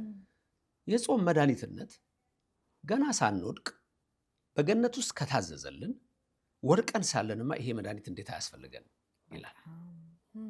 ትልቅ አባባል ነው። በሌላ ስፍራ እዛ እንትኔ ላይ በደንብ ጠቅሼዋለሁኝ። እና ለምሳሌ ወፍ የሚበራው 2 ክንፍ ሲኖረው ነው። አውሮፕላን ሞዲፋይ የሚደረገው ከወፎች ነው። 2 ክንፍ ይኖረዋል፣ ይበራል። 2 ክንፍ በጣም የተሰጡት ለሰው እንዲበር ጾምና ጸሎት ናቸው። በእነዚህ በ2 ክንፍ ወደ ሰማይ መውጣት ይቻላል። በጾምና በጸሎት ለሰው የተሰጡ ናቸው። ስንጾም ቅድም እንዳልኩት በኦርቶዶክስ ክርስትና እምነታችን ወደ ማን እንደምንልከው እናውቃለን። ስንጸልይ ወደ ማን ነው? አድራሻው የት ነው? አድራሻው የት ነው? አድራሻው የሚሄደው ወደ ማን ነው? አድራሻው እና ፖስታችን ወዴት ነው የሚሄደው? ስንጽፍ አድራሻ ያስፈልገዋል። አንድ ደብዳቤ ለመላክ ወዴት ነው የሚሄደው? እኔና አንቺ ስንነጋገር አሁን በዚህ መርሃ ግብር ላይ የሚመለከቱን ሰዎች አድራሻዎቻችን ናቸው። ወደ እነሱ ቃላችንን እያሸጋገርን ነው፣ እነሱ ደግሞ ወደ ላይ ያሸጋግራሉ። አድራሻ አለው ሁሉ ነገር። ስለዚህ የጾምና የጸሎት ጉዳይ ከዛ ጀምሮ የታዘዘ ስለሆነ ጾም ምንድን ነው ለሚለው መልአክ መሆን ማለት ነው። መላእክትን መሆን ማለት አይበሉም አይጠጡም፣ ምስጋና ነው። በዛይ ሰዓት መልአክ ሆነሽ ነው የምትቀመጪው። በዛይ ሰዓት ውስጥ ያቺ ሰዓት መልአክ የምትሆኝበት የወደፊቱን የምታስቢው አትበይም። ወደ እግዚአብሔር መንግስት ስትሄጂ ምስጋና ብቻ ነው በቃ። እዚህ ምድር ላይም እኮ ሳይበሉ የሚኖሩ ሰዎች አሉ። ቅድም ለምሳሌ ያነሳ ነው አይን ጾም፣ ጆሮ ጾም፣ አፍ ጾም ገዳማውያን ናቸው የሚችሉት ብለሽ ነበረ። እና ገዳማውያን እነሱ ናቸው። እኛ እንሞክራለን። ጦር ሜዳ እየተዋጋ አንድ ሰው ቢቆስል ማይፈርድበታል ዝም ብሎ ሄዶ ግን እጁን ቢሰጥስ ቢማረክ አይፈረድበትም? ዝም ብሎ ሄዶ ሳይዋጋ እጁን ቢሰጥ ይፈረዳል እንዴ? ልክ አይደለም። እንደውም ክስ አለ በጦር ኃይሎች እኮ እንትን ፍርድ ቤት ዝም ብሎ ቢማረክ ማለት ነው። እየተዋጋ ግን ቢቆስል ጀግና ይባላል። ስለዚህ አሁን እናንተ ጀግና ናችሁ፣ እየጾማችሁ እየጸለያችሁ ብትወድቁ ብትነሱ ጀግንነት ነው። እጅ አለመስጠት ነው። መጾም ያስፈልጋል፣ መጸለይ ያስፈልጋል፣ መስገድ ያስፈልጋል። እና ሳይንሱ ራሱ አሁን ጥቅም አለው ብሎ ደረጃዎች ያስቀመጠ። ለምን ይጠቅማል? እስቲ እዛ ላይ ያስቀመጥኳቸው በ5 መንገዶች ብዬ እንትኑ ላይ እሱ ላይ የተቀመጡትም በምን መንገድ ነው? እስቲ የጤንነት ጉዳይ ነው። ለምሳሌ የልብ ጤንነት በጾም እንደሚደገፍ፣ ሀርት ሄልዝ፣ የሜንታል ፈንክሽን አይምሮ ሁሉ እንዴት እንደሆነ፣ ነርቮች እንዴት እንደሚታደሱ፣ ሰው ጥሩ ነገር ሲሰማ ሁሉ ነርቮች ያድሳል። መልካም ነገር ሲሰማ እንደዛው፣ የሆነ የማይሆን ነገር ሲሰማ ግን ራሱን እየጎዳ ይመጣል። ለዚህ ነው ሰዎች ሁል ጊዜ ጥሩ ነገር መስማት ያለባቸው፣ ጥሩ ነገር ማየት ያለባቸው። የማይሆን ነገር ወደ ውስጥ ካስገባ ይበላሻል። የኢንቫይሮንመንት ምረጡ የሚባለው ጥሩ ቦታህን ምረጥ፣ የምታገኘውን ሰው ምረጥ፣ አዋዋልን ምረጥ የሚባለውም ከዚህ ነው። መምህር ምናልባት እሱም ወሳኝ ነው። ትክክል ነው። በቤተክርስቲያን አስተምሮት በቤተክርስቲያን እነዚህ ወሳኝ ናቸው፣ የሚደገፉ ናቸው። ከማጋር ነው የምትሆኙ ማለት ነው። ለምሳሌ ሀሜተኛ ጓደኛ ካለችሽ መጀመሪያ ላይ ኧረ ተይ በእናትሽ የሰው ስም አታንሺ ምናምን ትያታለሽ፣ ነገም ትያታለሽ። ከዛ ግን ሳታውቂው ሁሌ አጠገብሽ ካለች የጆሮ ጠቢ ቃል ይጣፍጣል ይላል ሶሎሞን ጠቢቡ። ከዛ እንደውም መስማት ትፈልጊያለሽ፣ ቀስ እያለሽ አዳምት ታደርጊዋለሽ። ስለዚህ ማራቅ ትመጫለሽ። ብሰሽ ቁጭ ልትይ ትችላለሽ፣ ብሼ ቁጭ ልል እችላለሁ፣ ግን ብሳችሁ ቁጭ ልትሉ ትችላላችሁ። ስለዚህ ማን ነው አጠገቤ የሚኖረው? ስለዚህ ጾም እኮ ራሱ አርምሞን እኮ ነው። ጾም እኮ ቅድም ካለው ከክፋት ነገር መጠበቅ እኮ ለአፌ ጠባቂ ያኑር ይላል ዳዊት፣ ክፉ ነገር ካለመናገር ራሱ። እና በዛ መንገድ ሁሉ ስታዩ የስጋም የነፍስም ነው በእኛ ዘንድ ጾም። በስጋም በነፍስም የሚያጸድቅ መድኃኒት ነው። ጾም ትፈውስ ቁስለ ነፍስ የሚል ንግግር አለ። የነፍስን ቁስል ትፈውሳለች ይላል። የነፍስ ቁስል ደግሞ ብዙ ነገር እኮ ነው። የነፍስ ቁስል ስንል እኮ ኃጢአት ብቻ እንዳይመስልሽ፣ ተስፋ መቁረጥ እሳቢዎች ሁሉ ውስጣችንን። አንዳንድ ሰዎች ተኝተው እንኳን የማይለቃቸው ሀሳብ አለ። ወደማይሆን ጭንቀት ይሄዳሉ። መጀመሪያ አይምሯቸውን ይዛሉ፣ ከዛ እጅና እግራቸውን ሊይዝ ይችላል። ፓራላይዝ ሁሉ እስከ ማድረግ የሚደርስ ጭንቀት ይመጣል፣ ሰዎች ካለማወቃቸው የተነሳ። እነዚህ ነገሮች ለምሳሌ የፋስቲንግ በሳይንቲፊክ ራሱ ሪሰርች አሁን የመጡት ነገሮች እንዴት ሰውን ራሱ እንደሚለውጠው፣ አይምሮ እንዴት እንደሚለውጠው፣ ቢታመም ራሱ ፈጥኖ እንዴት እንደሚድን ይሄ በጥናት አረጋግጠው ያስቀምጣሉ። እና የሚዘረዝሯቸው አሉ። ዋተር ፋስቲንግ ይላሉ፣ ጁስ ፋስቲንግ ይላሉ፣ ጁስ ብቻ በመጠጣት እንደዚሁ ደግሞ ኢንተርመንት ፋስቲንግ የሚሉት አለ፣ እሱ የተወሰነ ሰዓት መከልከል። እንደዚሁ ደግሞ የካሎሪ ፋስቲንግ አይነት ካሎሪን የመቀነስ ነገሮች የሚኖሩ ይችላሉ፣ ወይም በአግባቡ የማድረግ እና እንደዚህ አይነት የተዘረዘሩ አሉ። የነዚህ ሁሉ ነገር በሳይንቲፊክ መንገድ በራሱ ተጽፏል። ሳይንሱ ሳይደርስበት መጽሐፍ ቅዱስ አስቀምጧል። ስለ ጾም መጽሐፍ ቅዱስ ዘርዝሯል። ከምን እንደሚጾም፣ ለምን እንደሚጾም፣ ለማን እንደሚጾም መጽሐፍ ቅዱስ ሁሉንም ዘርዝሯል። አድራሻው በተለይ በጣም ደስ ይላል። ከመንፈሳዊ ሕይወት ጋር አድራሻው የት ጋር ነው የሚደርሰው? ወድጄዋለሁ። ግን መምህር እዚህ ጋር አንድ ጥያቄ አለኝ። እንደው ዝም ብዬ ኪዩሪየስ ሆኜ ለማወቅ ከመጓጓት የሚከለከሉ ምግቦች አሁን ተብሏልና በተራኮ ምክንያት በወንድና ማለት እንቁላልን ማየት እንችላለን፣ ስጋን ማየት እንችላለን፣ የሚወለዱ ናቸውና እሱ ስፔሲፊክ ምክንያት አለው መከልከሉ? አንዳንድ ሰዎች አሁን ጾም አለው ግን እነዚህ ነገሮች ይበላሉ ምን ችግር አለው የሚሉ አሉ። ኢቨን በክርስትና ሃይማኖት ውስጥም ሆነው አጋጥመውኝ የሚያውቁ ሰዎች አሉና ምናልባት ምክንያት ይኖር ይሆን? እንደው የማወቅ ፍላጎቴ ከፍ አለና የኛ ጾም መጽሐፍ ቅዱስ ላይ በሚያዘው መሰረት ነው። ለምሳሌ ዳንኤል የተባለው ነቢይ ሲጾም ጥሩ እንጀራ እንኳን አልበላሁም፣ ራሴን ዘይት አልተቀባሁም፣ ቅቤ ወደ አፌ አልገባም ሊል ይችላል። ስጋ አልበላሁም ይላል። ዳዊትም ስጾም ጉልበቴ ራሱ ቅቤ በማጣት ከሳ ይላል። እስከዛ ድረስ ስለዚህ ሰው በሚጾምበት ሰዓት እነዚህ ምግቦች ይከለከላል እንዳልናቸው፣ ቅድም እንዳልኩሽ ደግሞ በዚህ አይነት ተራክቦ የመጡትን መተው ነው። ለቅርቶ ወሳኝ የሆነ የጾም ሰዓት ላይ ባልና ሚስት ራሳቸው ግንኙነት ያቆማሉ። በአንዳንድ ጾም የሚፈቀም እንትን የሚልበት አለ፣ የሚከለከልበት አለ። በጾም ሰዓት ብዙ ነገሮች ነው የምታዩ፣ ብዙ ነገሮች ነው የምታስቢው። መሬት ትተኛለሽ። ለምንድን ነው በጾም ሰዓት ሰዎች መሬት የሚተኙት? ሂዩሚሊቲ፣ ሃምብልነስ። አሁን ካልጋ ወርደሽ መሬት በመተኛትሽ እግዚአብሔር የሚጠቀመው ነገር አለ? አንቺ ነሽ የምትጠቀመው፣ እኔ ነኝ የምጠቀመው፣ እኛ ነን የምንጠቀመው። ምንድነው መሬት መውደቃችን? ጾም እየጾምን መሬት ሰዎች የሚተኙት። እሺ እኔ እኮ ሟች ነኝ፣ አፈር ነኝ። ልክ አብርሃም ትክክል ትቢያ ነኝ። ዳዊት አንሴ እፀው አኮሰብ፣ እኔ እኮ ምንም ሰውም አይደለሁም። ጳውሎስ እኔ ጭንጋፍ ነኝ ይላል። አብርሃም አፈር ነኝ ይላል። ማለት ወደ መቃብር መቅረብ ነው። አየሽ፣ መሬት ሲተኛ ሰው ልክ ነው። አይሹ እግዚአብሔርን የበላይ ማድረግ ነው። ይሄ አለብኝ ኦሰብ ተዘከረ ለተሞተ ከሚላል አንተ ሰው ሆይ ሁልጊዜ ሞትን አስበው እንጂ። ሞትን ስታስብ ግን ዘላለማዊ ህይወት እንዳለ አስብ ነው። ያን ዘላለማዊ ህይወት ለመውረስ ነው ጾማችን። ስለዚህ ግንኙነት ራሱ በባልና ሚስት መካከል የሚከለከልባቸው የጾም ወቅቶች አሉ፣ ጊዜዎች አሉ። ምግቡም በዛው መልክ ነው እና የመታዘዝ ምልክት ነው። ሌላ ነገር የለውም። የመታዘዝ ምልክትና ምን ያህል ንጽህናን፣ ምን ያህል ወደ እግዚአብሔር መቅረብን የሚያሳዩ የቤተክርስቲያን ስርዓቶች ናቸው እነዚህ። እና በዚህ መንገድ ነው ሰው ሲጾም ከሁሉም ነገር ተከልክሎ ይጾማል። የኛ ጾም ኦርቶዶክስ ጾም መጽሐፍ ቅዱሱ በሚያዘው መሰረት፣ አበው ስርዓት በሰሩት መሰረት፣ በዛ መሰረት እየሄድን በተለይ 7 አጽዋማት ነው ያሉን እኛ። በአዋጅ ጾም የሚባሉ 7 አሉ። ሰው በግሉ ደግሞ ሊጾማቸው የሚችሉ ሌሎች ጾሞች አሉት። ለምሳሌ ጳጉሜን እጾማለሁ የሚል ሰው በግሉ ይጾማል፣ ግን ጾመኛ ነኝ ብሎ ያወራም። ዘመነ ጽጌ ላይ የእመቤታችንን ስደት አስቦ የሚጾም ሰው ይኖራል። ለሰው አይወራም፣ የግል ነው፣ ጾማለሁ ብሎ አይናገርም። የ7ቱ አጽዋማት ላይ ግን ምንም ከንቱ ውዳሴ የለውም።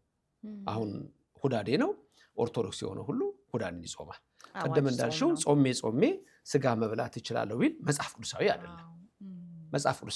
መጽሐፍ ቅዱሳዊ ጾም ከነዛ መከልከል ነው፣ ያዛቸዋል፣ ይናገራል። ስለዚህ ጾሜ ስጋ መብላት እችላለሁ ቢል የኦርቶዶክስ ጾም አይሆንም። የሌላ እምነት ጾም ግን ሊኖር ይችላሉ፣ ጾመው ሊበሉ ይችላሉ። በኦርቶዶክስ ግን የለም። በኦርቶዶክስ የለም። በነገራችን ላይ ሳይንቲፊክ ሪሰርቹ አንዱ የሚያመጣው ምንድን ነው? ጾም ፓርሻል ፋስቲንግ የሚባል አለ። ከቅድም ከዘረዘርኩልሽ ውስጥ ፓርሻል ፋስቲንግ ምንድን ነው? ይሄ ስጋ፣ ቅቤ፣ ወተት መተው ነው እና የካፊን አይነት ነገሮች ሁሉ እነሱ መተው፣ ቡና ምናምን መተው ሁሉ ከዛ ውስጥ ነው እና ፓርሻል ይባላል። ለዛ ይተዋል። ሳይንሱ እየደገፈ ነው። ይገርማል። ብዙ ነገሮች ትዕግስት፣ ሳይንሱ ኦርቶዶክስ ውስጥ ያለው የእምነት ሳይንስ እሱ ላይ ነው የሚመጡት። ለምሳሌ አንድ የምንለው አባባል ላምጣ። አሁን ብዙ ሰዎች የሚያውቁት አባባል የ40 ቀን ዕድሌ። የ40 ቀን ዕድሌ ተለምዷል። ሁሉም ሰው የሚያውቀው ነው። ወንዱም ይላል፣ ሴትም ይላል አይደለ? ለሴትም ለወንድም የምን ቀን ዕድሌ ነው? የ40 ቀን ዕድሌ። ምንድነው 40 ቀን ዕድል ማለት? ምንድነው 40 ቀን የሚለው ስታዩ አንድ ሰው እናቱ ማህፀን ውስጥ የሰው ቅርጽ የሚኖረው ተስዕሎ መልክ እንለዋለን እኛ። ቅርጽ የሚይዘው 40ኛው ቀን ላይ ነው። አንድ ባልና ሚስት ግንኙነት አድርገው 40ኛው ቀን ላይ ሙሉ የሰውን ቅርጽ ይዛል፣ ፎርም ይሆናል። ይሄም እንዳለ ቅርጻችን 40ኛው ቀን ላይ ነው። ሳይንስ 38ኛ ቀን ላይ ነው የሚለው። እንዴት ቅርብ እንደሆነ ተመልከቺ፣ እንዴት ቅርብ እንደሆነ ሳይንሱ 38 ይላል። የሚደንቅ ነው። እንደዛ ነው። አሁን ሳይንስ እርግጥ ይቀያይራል በየጊዜው። ሁለቷን ጨምረው ደግሞ 40 እንደሚሉ ተስፋ አደርጋለሁ። ይሆናል ስታዩ አንዳንድ ጊዜ እንደሱ ነው። አንድ ሳይንቲስት አለ፣ ለፍተን ኦሪት ዘፍጥረት ምዕራፍ 1 ቁጥር 1 ላይ ደረስን ይላል። የመጀመሪያው የመጽሐፍ ቅዱስ ጥቅስ ላይ ደረስን ይላል እና ዘፍጥረት ምዕራፍ 1 ቁጥር 1 እንትን የሚል ነው። በቀዳሚ ገብረ እግዚአብሔር ሰማየ ወምድረ ይላል በግዕዙ። በአማርኛው በመጀመሪያ እግዚአብሔር ሰማይና ምድርን ሰራ የሚል ነው። ይሄኛው በእንግሊዘኛ in the beginning God created the heavens and the earth ነው የሚለው። አሁን ይሄኛው ሳይንስ ምንድን ነው የሚለው? ሳይንስ ማለት ስፔስ እና ታይም ነው። ብዙዎቹ የሚጽፉት እነ ስቴፈን ሆኪንስ ሁሉ ይሄ መጽሐፍ አለው ታይም ኤንድ ስፔስ የሚል አለው እና ያንን ስትመለከችው ለምሳሌ ስፔስ ታይም የሚሉትን እዚህ ጥቅስ ላይ ታገኛለሽ። ኢን ዘ ቢጊኒንግ የሚለውን በቀዳሚ ገብረ እግዚአብሔር በመጀመሪያ ሰማይና ምድርን ሰራ የሚለውን በመጀመሪያ የሚለው በቀዳሚ የሚለው ግዕዙ በመጀመሪያ የሚለው አማርኛው ኢን ዘ ቢጊኒንግ የሚለው እንግሊዘኛው ታይም ነው። ቢጊኒንግ ታይም ነው። በመጀመሪያ ማለት ታይም ነው። ቀዳሚ ማለት ታይም ነው። ታይም ነው። የሳይንስ ጊዜ ነው። ከዛ ጋድ ክሪኤትድ ዘ ሄቨንስ ኤንድ እርዝ ይላል። ሰማይና ምድርን ሰማይ ስፔስ ነው። እርዝ ደግሞ ማተር ነው። ስለዚህ ሳይንስ ስፔስ ታይም ማተር ነው። እና ሳይንቲስቶቹ አሉ ብዙዎች የሚያምኑ እና በቃ እኮ እኛ ለፍተን እኮ ዘፍጥረት ምዕራፍ 1 ቁጥር 1 ነው የምንደርሰው። ስፔስ ታይም ማተር ነው። እና ሳይንሱ 38ኛ ቀን ላይ ሰው ይሆናል ይላል። እኛ የ40 ቀን እንላለን። ስለዚህ ምግቡንም የሚገርምሽ ከስጋ ከወተት መከልከል እንዴት ጥቅም እንዳለው ለሰውነት እንዴት ከፍተኛ ጥቅም እንዳለው በደንብ ተደርጎ ተቀምጦ ሄዶ እዛው መጽሐፍ ቅዱስ ውስጥ ነው የሚገባውና በተለይ ደግሞ የኦርቶዶክስ እምነትን ስናየው በጣም አንድ ላይ እጅግ ፊት የሚገጥም ነገር ሆኖ አየዋለሁኝ። አንተ ደግሞ ምናልባት መምህር እርሶ እያልክ ብለውኛል። መቼም ችግር የለም በፈለግሽው ነው እርሶ ደግሞ ምርምር ውስጥ ሪሰርቾች ላይ ስላሉ በጣም እንዲህ አይነት ነገር ቅርብ ነው ለመስማትም ለማወቅም ለማንበብም። እርሶ ደግሞ በጣም ከሁላችንም የተሻለ ቅርብ ነዎትና ደስ ይላል። እኛ ፋክት ነው ብለን የያዝነውን ነገር ደግሞ በሳይንስ ሲረጋገጥ ሪሰርች ደግሞ ደስ ይላል። ሳይንሱ ምን ያህል ወደ እምነቱ እየተጠጋም እንደመጣም የምናይበት ነው። እምነት ወደ ሳይንስ አይጠጋም፣ ሳይንሱ ወደ እምነቱ ይጠጋል። ቀላል ነገር ልንገርሽ፣ እያንዳንዷ ሳይንቲፊክ ሪሰርች የምትደረገው ከመጽሐፍ ቅዱስ መነሻ ነው። ሌላ ዓለም አለ ብሎ መጽሐፍ ቅዱስ ስለሚናገር ያንን ሊመረምሩ ነው የሚሄዱት። አሜሪካኖች መጀመሪያ ጨረቃ ላይ እንደወጡ ምን እንዳደረጉ ታውቂያለሽ? እንትን ላይ እንደውም ልታገኝ ትችያለሽ፣ ጉግል ላይ ኦሪት ዘፍጥረት ምዕራፍ 1 ነው ከላይ ያነበበው። ላይ ሄዶ ዘፍጥረት ምዕራፍ 1 ቁጥር 1 አነበበ። አሜሪካኖቹ ያው እግዚአብሔር አለ ወደሚለው ስለሚያደሉ ማለት ነው። ራሻዎቹ ደግሞ ምን እንዳደረጉ ዩሪ ጋጋሪ፣ እሱን በጽሁፍ አላገኘሁትም። ይሄ ግን ዩቲዩብ ላይ ልትሰሚው ትችያለሽ። እዛ ደግሞ ራሽያ ሶሻሊስት አልነበረም፣ እግዚአብሔር የለም የሚለው አስተሳሰብ እና ጨረቃ ላይ ደረስን፣ እግዚአብሔርን ግን አላገኘነውም አለ። የለም ሊልሽ ነው፣ ግን አያዋጣም። አየር አይታይም፣ ግን አለ። እዚህ ጋር አየር አለ። እግዚአብሔር በባህሪው የሚታይ አይደለም። ትራንሰንደንት ጋድ እንለዋለን። ኢንኮምፕረንስብል ነው፣ ከአንቺ ከምታስቢው በላይ ነው። ረቂቅ ነው እግዚአብሔር፣ ትልቅ ነው እግዚአብሔር። አየርን እንኳን ማየት አትችይም። እንደዛም ቢሆን ግን ኢሚነንት ጋድ እንላለን። በረድኤቱ እዚህ ጋር ነው እንላለን። እዚህ ጋር ቅርቤ ነው እንላለን። ስጾም ሁሉ ያየኛል፣ ስጾም ሁሉ ይሰማኛል። በቃ ስደክም ይረዳኛል፣ ስፈተን ይደግፈኛል፣ ብራብ ያበላኛል፣ ብጠማ ያጠጣኛል። ይኸው አየር እየሰጠኝ ነው እግዚአብሔር። እዚህ ጋር ቆጣሪ አላስቀመጠም። መንግስት ውሃ ያስከፍላል፣ ኤሌክትሪሲቲ ያስከፍላል። ማስከፈል አለበት፣ አለዛ እንዴት ይሆናል? እግዚአብሔር ግን እዚህ ጋር ቆጣሪ አላደረገም። ቢቆጥር ስንት ልንከፍል ነው? ይህን ድሮ ጀምሮ ማስተምረው ትምህርት ነው። ስንት ልንከፍል ነው? የተነፈሰው አየር እግዚአብሔር ለኛ ያላደረገው ምንም ነገር የለምና ቅርብ የሆነ እግዚአብሔር ነውና ሳይንሱ ወደ እምነቱ እየተጠጋ ነው። ስለዚህ ስለ ጾም በጣም በብዙ መንገድ ተደርድሮ ተዘጋጅቶ እንዴት ነርቭ እንደሚያድስ፣ እንዴት ሆርሞን፣ እንዴት የመንታል ፈንክሽን እንደሚሰራ፣ የሀርት ሄልዝን እንዴት አድርጎ እንደሚል ሌላ ቀርቶ የስኳር በሽተኞች ራሳቸው በመጾም እንዴት አድርገው የኢንሱሊንን እንትናቸውን እንዴት አድርገው ማስተካከል እንደሚችሉ ሁሉ አለ። ግን ከሐኪም ጋር በመመካከር ነው ያንን የሚያደርጉት። ከሐኪም ጋር በመመካከር ያደርጉታል እንጂ ጾም እግዚአብሔርን ሁሉ ነገር የሚጠቅም ነገር ነው የሚነግረን እና በዚህ መልክ ውስጥ ስታዩ በጣም ትልቅ ነገርና 7 አጽዋማት አሉ። እንዲህ አሁን ያለንበት እንግዲህ አብይ እንለዋለን። ትልቁ ጾም የሁዳዴ ጾም እንለዋለን። ሁዳዴ ታውቂያለሽ? ሁዳዴ ማለት አላቅም። እውነት ለመናገር በተለምዶ ነው ሁዳዴ ጾም የምለው እንጂ መምህር ከጠየቁኝ ትርጉሙን አላቅም። አሁን ሁዳዴ ስትይ የኔ የሚለውን አይነት ፊሊንግ ይፈጥርብሻል፣ ያንተ የሚለውን ይፈጥርብሻል፣ የናንተ የሚለውን ይፈጥርብሻል። ሁዳዴ ስትይ እኔ ለኔ ሁዳዴ እንግዲህ እንደ እምነቱ ተከታይ የኔ ይመስልሻል፣ ያንተ ይመስልሻል፣ ያንቺ ይመስልሻል፣ የናንተ ይመስልሻል። ጥያቄ ገብቶሻል? ጥያቄ ገብቶሻል? መጽሐፌ ስንል የኔ ነው። መጽሐፌ ምን ነው? የኔ ነው። ሁዳዴ ስንልስ የኔ ነው። መጽሐፌ ስንል ምኑ ማለት ነው? ዋናው የኔ ነው አይደለ? ምኑ መጽሐፉ። ሁዳዴ ስትይ የኔ ምኑ ሁዳዱ ምንድነው? ሁዳዴ ሰፊ እርሻ ማለት ነው። እርሻ ማለት ነው። ሁዳድ ይባላል። ሰፊ እርሻ ነው ሁዳዴ ማለት። የኔ ሰፊ እርሻ፣ ሰፊ እርሻ ብዙ እህል አይደለም የሚገኝበት። በአብይ ጾም አሁን በዚህ ብዙ ፍሬ ነው ያለው፣ በረከት ነው ያለው። መከራ የሚርቅበት፣ ጭንቀት የሚወገድበት፣ ተስፋ መቁረጥ የሚርቅበት፣ ራስሽን የምታቂበት፣ የተራቡትን የምታስቢበት ስትጾሚ፣ እግዚአብሔርን የምታስቢበት፣ ራስሽን ሀምብል የምታረጊበት፣ ትሁት የምታረጊበት፣ እንደገና ደግሞ ለስጋም ለነፍስም ቅድም ፈላስፎቹን አንስተን አልነበረም? በእኛ ሃይማኖት እነዛ ባህታውያን ሁሉም ትተው እዛ ስለሄዱ ነው እንጂ አሁን እንዳንቺ እንደኔ እዚህ ዓለም ውስጥ የምንኖር ሰዎች ደግሞ ጾም ለስጋችንም ለነፍሳችንም፣ ስግደት ለስጋችንም ለነፍሳችንም። የስጋም የነፍስን ፈጣሪ ነው እግዚአብሔር። አየሽ? ስለዚህ ሁዳዴ ሰፊ እርሻ ማለት ነው፣ ብዙ በረከት የሚገኝበት። ስለዚህ ሁዳዴ ጾም፣ አብይ ስን ደግሞ ታላቅ ማለት ነው። አብይ ትልቁ ጾም ማለት ነው። ይሄን ሁሉ ያደረገው ደግሞ ሌሎቹ የነቢያት ጾሞች፣ ሌሎቹ የሐዋርያት ጾሞች፣ ሌሎቹ እንዲያል የምንላቸው አለ አይደለ? እሱ ጌታ ራሱ ባለቤቱ ስለ ጾመው። ትክክል። በጣም እኔ እንደው መምህር እግዚአብሔር ይስጥልኝ እስከ ዛሬ ድረስ ጠይቄው ማላቀው ግን ይሄ ሁሉ ዘመን ሁዳዴ ጾም ብዬ ጠርቻ ቃለው። ልክ ነው። እርሻ ማለት ነው። እርሻ ማለት ነው። ብዙ ነገሮች አሉት። የኛ ቅድም እንዳልኩሽ መሬት ሲተኛ ለምን ነው መሬት የሚተኛው ሊል ይችላል። ትህትና ነው። ወደ መቃብር የቀረብኩ ነኝ እኮ ነው። ምን አለኝ? ትርጓሜው እንደዛ ነው። አዎ ወደ መቃብር ራስን ማዋረድ እኮ ነው። ኢዩኤል ላይ እኮ ጾምን አውጁ፣ ራሳችሁን አዋርዱ፣ ካህኑም በመቅደሱ እዛ በአደባባዩ ይውደቅ ይጸልይ ይላል። ጾምን ቀድሱት፣ ጉባኤውንም አውጁ ይላል የኢዩኤል መጽሐፍ። ስለዚህ ጾም እንደዚህ ነው። ስትጾም ደግሞ እንደ ግብዝ አትሁን ይላል ማቴዎስ 6 ላይ። ፊትህን ተቀባ፣ ፊትሽን ተቀቢ። እሱ ልታስቢ ነበር? ልጠይቅ ነበረ። በምን መልክ ነው? እንዴት ነው የሚባለው?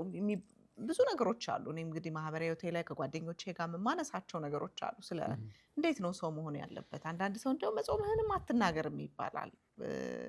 ብዙ ነገሮች ጥያቄዎች አሉና እንዴት ነው መሆን ያለበት? ራሱን መጣል አለበት? መደካከም አለበት? ጾም ሰዓት ላይ ጾመኛ አለባበስ አለ? ፊትን ማጥቆር አይገባም ይላል። በተለይ እሱ የግል ጾም ላይ ነው። በተለይ የግል ጾም ላይ ነው። ለምሳሌ በአሁኑ የሁዳዴ ጾም ላይ አንድ ሰው ደክሞት ድንገት ብታይ ጾሞ ከንቱ ውዳሴ አይሆንበትም። ደከመህ እንዴ ሊባል ይችላል። የግል ጾም ላይ አታሳውቂ፣ እንደ ግብዝ አትሆን ይላል። ግብዞች እንዲታይላቸው ነው። ደህና አደርክ፣ እንደምን ዋልክ፣ ደህና ዋልክ ምናምን ብለሽው እግዚአብሔር ይመስገን ምን ደከም ያለ ትመስላለህ፣ ጾሙ ነው ምናምን ሊል ይችላል። የግል ጾም ነው ግን የዛን ጊዜ ምንም ጾም የለም። ግን ያን መግለጥ የለበትም። የግል ጾምን መናገር የለበትም። የግል ጾም ላይ ፊትህን ተቀባ ይላል አይደለ? ታጠብ፣ ተቀባ ማቴዎስ 6 ላይ። አሁን ብዙ ሰው ይሄን ያውቀዋል። በምጾሙበት ሰዓት ፊታችሁን ታጠቡ፣ ራሳችሁን ተቀቡ ይላል። አንደኛ ሊትራሊ ነው። ሊትራሊ ራስሽን መጠበቅ አለብሽ፣ መታጠብ አለብሽ። ምን ማለት አለብሽ ነው? ንጹህ መሆን አለብሽ የሚለውን ነው። ተቀባ የሚለው ግን ሌላ ትርጉም አለው። ታጠብ የሚለው ሌላ ትርጉም አለው። ታጠብ፣ አልቅስ፣ ፊትን ታጠብ በእንባ ወደ እግዚአብሔር። እንባ ደግሞ አውቆ ነው እግዚአብሔር የፈጠረልን። ጭንቀት ሁሉ ከእንባ ጋር ይወጣል። አንዳንድ ሰው ሳለቅስ ነው የሚወጣልኝ የሚል ሰው የለም። እንትን ያገኘዋል፣ ሪሊፍ ያገኛል። እንባ በራሱ ማለት ነው። ለዚህ ነው እግዚአብሔር እንባን ያደረገልን። ሀዘናችን ሁሉ እንዲወጣ ያደርገዋል። በእንባ በዛ መልክ ያደርገዋል። እያንዳንዱ ነገር ጥቅማል። ጆሮአችን ውስጥ ቅባት አለ እኮ። እግዚአብሔር ዓላማ አለው ያን ያደረገበት። ዝም ብሎ አይደለም እኮ የሚሆነው። አይናችን ላይ ቅንድብ አለ እኮ፣ ሌላ ቦታ የለም አይደል? አይን ላይ ነው ያለው። ለምን ወዲያውኑ እንዲህ ያደርጋል? አይን በጣም ጥንቃቄ ያለው። አቤት እግዚአብሔር እኮ እነ ዳርዊን እኮ ተሳስተዋል። ኢቮሉሽን ያሉት ሌሎቹ እነ ቢግ ባንግ ቲዮሪ ያሉት ሁሉ እኮ ከንቱ ነገር እኮ ነው። ግሩም ሆኜ ተፈጥሬያለሁ አመሰግናለሁ ይላል ዳዊት። ኢንቴሊጀንት ዲዛይንድ ፕሩፍ ይባላል። ኢንቴሊጀንት ዲዛይን ፕሩፍ ዋን ኦፍ ዘ አርጊመንት ነው። የኤግዚስተንስ ኦፍ ጋድን ፕሩፍ ከሚደረግበት አንዱ የኢንቴሊጀንት ዲዛይንድ ፕሩፍ ይባላል። ኢንቴሊጀንትሊ ይሄ ዓለም ዲዛይንድ ሆኗል ነው። ይሄ ዓለም ኢንቴሊጀንትሊ ዲዛይንድ ከሆነ ሶ መስት ቢ ኤ ክሪኤተር ኤ ዲዛይነር ነው። የፈጠረው አለ፣ የሰራው አለ። ይሄ ሰዓት ዝም ብሎ ጫካ ውስጥ ያለ ሰው ቢያገኘው ቀን አለው፣ ሰዓት ይቆጥራል፣ ደቂቃ ይቆጥራል። ይሄ ሰዓት ዝም ብሎ መጣ ማለት አይችልም። እንደ ዳርዊን ይሄ ዓለም ዝም ብሎ መጣ እንደሚለው ኖ፣ ሰዓት ይቆጥራል፣ ጊዜ ይቆጥራል። ቀንና ሌሊት ይፈራረቃሉ። ፀሐይ ትወጣለች፣ ጨረቃ ይሆናል። ይሄን ይነግረናል። ልክ ነው። እና ዊሊያም ፔል እንደውም ይሄን ተጠቅሞታል። ዊሊያም ፔል እኔ የማውቀው ፍልስፍና ስማር ነው።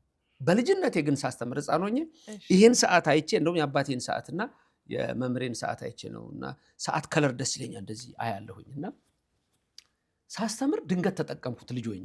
አሁን ይህ ሰዓት አንድ ሰው ዝም ብሎ ቢያገኘው ዝም ብሎ መጣ ማለት ይችላል እንዴ? ቀን ይቆጥራል፣ ማክሰኞ ይላል፣ እንደዚህ ይጽፋል፣ ሮብ ምናምን እያለ ይጽፋል አለ መንዴ ቱስዴ እያለ ከጎን የሚጽፍ ሰዓት ነበረ እና እሱን ተጠቅሜዋለሁ። ትምህርት ቤት ሲሄድ ይሄን ፍልስፍና ዊሊያም ፔል ተጠቅሞታል እና the existence of a God የእግዚአብሔርን መኖር እናያለን።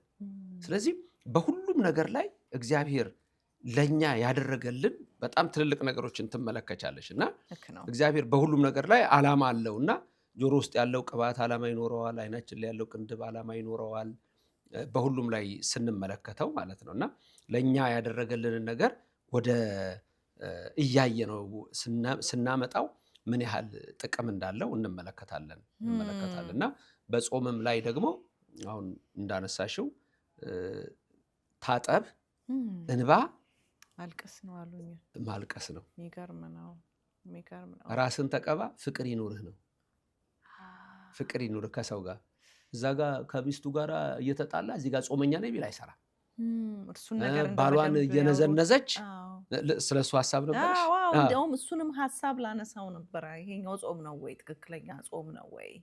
እዚህ ጋራ በጣም የሰው ገንዘብ ወስደን ሊሆን ይችላል። ትዳራችን ላይ ትልቅ የቤት ስራ እየፈጠርን ሊሆን ይችላል። ልጆቻችንን ሳንመለከት በአግባቡ ስራችንን የተሰጠንን ኃላፊነት ሳንወጣ በተለያዩ ኢትዮጵያም ሊሆን ይችላል። እዚህ እንኳን ትንሽ ቆንጠጥ ያለ ነው ስርዓቱም ሲስተሙም፣ ግን ለምሳሌ ያው ነው የትም እዚህም እንደዛ ነው። እንግዲህ የትም ያው ነው። አንዳንዴ ምን አለ ትጂ ለቤት ቀጋ ለውጭ አልጋ የሚባል አነጋገር ታውቂያለሽ? እቺን እንኳን አውቃት እንደው እቺን ልወቃት መምህር።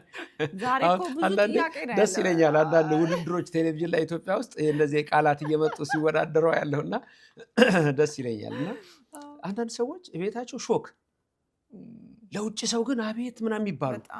አቤት ምን አይነት ባል ነው ያላት ይባላል። ቤት ውስጥ እኮ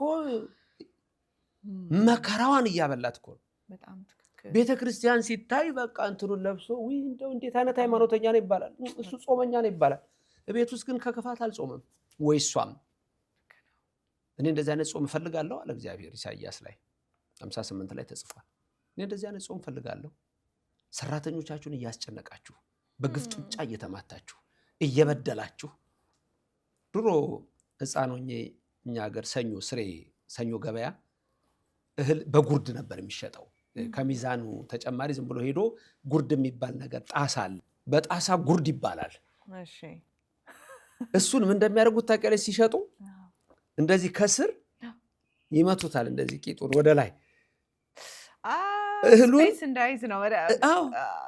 ይኸው እንግዲህ አሁን ይሄ ክርስቲያን ነኝ ብሎ ይሄን የሚያደርግ ከሆነ እግዚአብሔር ምንድን ነው እንዲህ አያይም? ሲቀጠቅጥ ገና ያየዋል። እሱ እኮ ሲቀጠቅጥ የሚቀጠቅጠው እዛ ወይም የምትቀጠቅጠው እሷ ልቧን ዲያብሎስ እየቀጠቀጠው ነው። እሷ እዚህ የምትቀጠቅጠው አርጊ እያላት ኧረ ተይ አንቺ እናቴ ተይ ያለው ልጅ ነው ማለት እኮ። ትክክል። ወተት ስትሸጥ ውሃ ትጨምራለች። እሺ ኧረ እማዬ ይላል ልጁ። እሺ ትጨምራለች። ኧረ ተይ እማዬ ዝም በል ትለዋለች። አንድ ቀን ላሟ ሳትመጣ ቀረች። ኃይለኛ ዝናብ የዘነበበት ጎርፍ የጎረፈበት ቀን ነው። ላሟ ማታ ብትጠበቅ አልመጣችም። ብትፈለግ ሴትዮዋ ወደ አስጠይቅ ውሃ ወሰዳት ላምሽን ተባለች። ጎርፍ ወሰዳት እና መታ ወይኔ ላሜ አለች። ነግሬሻለሁ ተይ ስልሽ ጠብ ስታረጊ ጎርፍ አድርጎ ወሰደልሽ። አንዳንዴ ነገሮች ወደኛ እንደሚመጡ ማወቅ አለብን። ምን አይነት ባህሪ ነው ያለው? አሁን ለምሳሌ እኔ የሚመለከተኝ ኦርቶዶክሱ ነው። ሌላውም ሰው ሰምቶ ቢፈጽመው ደስ ይለኛል። በእኛ ውስጥ ግን በኦርቶዶክስ ቤተክርስቲያን ጾም ቅድም ያልኩት ነገሮች አሉ። አይን፣ አፍ፣ ጆሮን ያነሳ ነው። እጅን፣ እግርን። እግራቸው ደም ለማፍሰስ ፈጣን ነው ይላል። አትስረቅ ብለህ ትሰርቃለህ ይላል። አይሁድን ሲገስጽ፣ ፈሪሳውያንን ሲገስጽ አትስረቅ ብለህ ታስተምራለህ፣ ትሰርቃለህ ይላል። ስለዚህ ኦርቶዶክስ ነኝ የሚል ሰው ጾሙን ጾማለሁ ካለ ከክፉ ነገር መጾም አለበት፣ መፋቀር አለበት፣ መዋደድ አለበት፣ ልጆቹን በአግባቡ ማሳደግ አለበት። አንዳንዱ ምንድነው እኔ አንዳንዴ ጥሩ ነው አነጋገሩ፣ የሶሻል ነገሩን የሚያነሳ ነው። ግን የማልስማማበት ደግሞ ይኖራል። በአንድ በኩል ልስማማ እንኳን ጾመ ልጓሙን ፈታለህ የሚባል ነገር ሰምተሻል? እንኳን ጾመ ልጓም አሁን ጾምን እንደ ሉጋም አየነው። እሺ ሉጋም ፈረስ ውስጥ የሚገባው ነው፣ በቅሎ ውስጥ የሚገባው ነው። እንደ ስጋ እንዳይበላ እንትን እንዳይል ተለጎመ ማለት ነው። እንኳን ጾመ ልጓሙን ፈታል ይላል። አባቶቻችን ያን የሚሉበት ምንድነው? ለማህበራዊ ኑሯችንም እንኳን አደረሰ ነው እንጂ ልክ አንድ ሰው ጥጃ ታስራ እንደተፈታች ወዲያና ወዲህ እንደሚፈነጥዝ ጾም ተፈታ ብሎ ወደማይሆን ኃጢአት መሄድ አይችልም። ጾም ተፈታ ብሎ ሲጋራ ያቆመው ወደ ሲጋራ፣ ጫት ያቆመው ወደ ጫት መሄድ የለበትም። በብዛቱ እንደ ውሸት ምን ያደርጋል? የተሆናቸውን ነገሮች በሙሉ ነው የምንመለስባቸው አብዛኞቻችን። እሱ እሪያ መሆን ይባላል። እሱ ትክክል አይደለም። እሪያ መሆን አሳማ ብታጥቢው አይስማማውም። ጭቃ ነው የሚስማማው። መንደፋደፍ ነው የሚስማማው። መቆሸሽ ነው የሚስማማው። እዛ ማቡካት ነው የሚስማማው። ምግብ ራሱ ንጹህ ምግብ አይስማማውም። ይሄ እጅግ በእግዚአብሔር ዘንድ አጸያፊ ነው። ስለዚህ ተናግሯል። ልክ አይደለም። ጾም ሁልጊዜ ሰው ልከኛ ነው። አይብላ አይደለም መብላት አለበት። አይጠጣ አይደለም ይጠጣል። ከልክ የሆኑ ነገሮች ሁሉ ያለፉ ነገሮች ሁሉ ግን በእግዚአብሔር ዘንድ አጸያፊ ናቸው። ስለዚህ ራሳችን በምን መልክ ነው የምንመራው? እንትን ያስፈልጋል እኮ ለሁሉም ነገር፣ ለግለሰብም፣ ለቤተሰብም፣ ለመስሪያ ቤትም ሁሉ ለምንም ካልቸር ኦፍ ዲሲፕሊን የምንለው አለ። እሱ እርግጥ በሊደርሺፕ ትምህርት ውስጥ የሚነገር ነገር ነው። ግን እያንዳንዱ ሰው የራሱ ክርስቲያናዊ ጸባይ፣ መንፈሳዊ እድገት። መቼ ነው መንፈሳዊ እድገቱ? የሰው ልጅ ምን አይነት እድገት አለ? ጾሟል፣ ትልቅ እድገት ነው። ተመልሶ ግን የሚያፈርሰው ከሆነ አይሆንም። ስለዚህ እሱ ላይ ራሱ መጾሙ ትልቅ ነገር ነው፣ መጸለዩ ትልቅ ነገር ነው። በዛው ግን እየቀጠለ መሄድ ያስፈልጋል። እና ሰራተኞቻችሁን የምታስጨንቁ፣ በገበያ በሚዛን የምትበድሉ፣ ቅድም እንዳነሳውልሽ እነዚህ ነገሮች ሁሉ እጅግ እንትን ናቸው፣ ክልክል ናቸው። በሃይማኖታዊ መንገድ ስለዚህ ልክ አይደሉም ማለት ነው። አሁን አንዳንዴ እንግዲህ ስንጨዋወት እኮ እኔ እንደዚህ ልትናገረኝ መታ ጾም ነው ብዬ ጾም ባይሆን አሳያት ነበረ። አሁን እሷ ጨርሳለች፣ ተናግራለች እኮ በቃ ጾም ውስጥ መታብኝ እንጂ አሳያት ነበረ። ማንነቴንማ ታውቃታለች። በቃ ይኸው በሀሳብ ሰራችው። እሷ በሀሳብ የሚሰራም ኃጢአት አለ። በሀሳብ ሰራችው። ኃጢአት በሶስት መንገድ ነው የሚሰራው። አንድ ሀልዮ እንለዋለን። በሀሳብ ኃጢአት የሚሰራበት በሀልዮ በአስተሳሰብ። ሁለተኛ ነቢብ እንለዋለን። ነበበ ተናገረ ነው፣ በመናገር ይሰራል። ሶስተኛ በግብር ይሰራል። ስለዚህ እቺ ሴት አሁን አንቺ ለምሳሌ ኤግዛምፕል አድርገሽ ምሳሌ አድርገሽ ያመጣናት ሴት በሀሳብ ኃጢአት ውስጥ ወደቀች። ጊዜ ቢመቻት ነው እንጂ ሴትዮዋን እኮ ሰድባታለች፣ ጨርሳለች እኮ።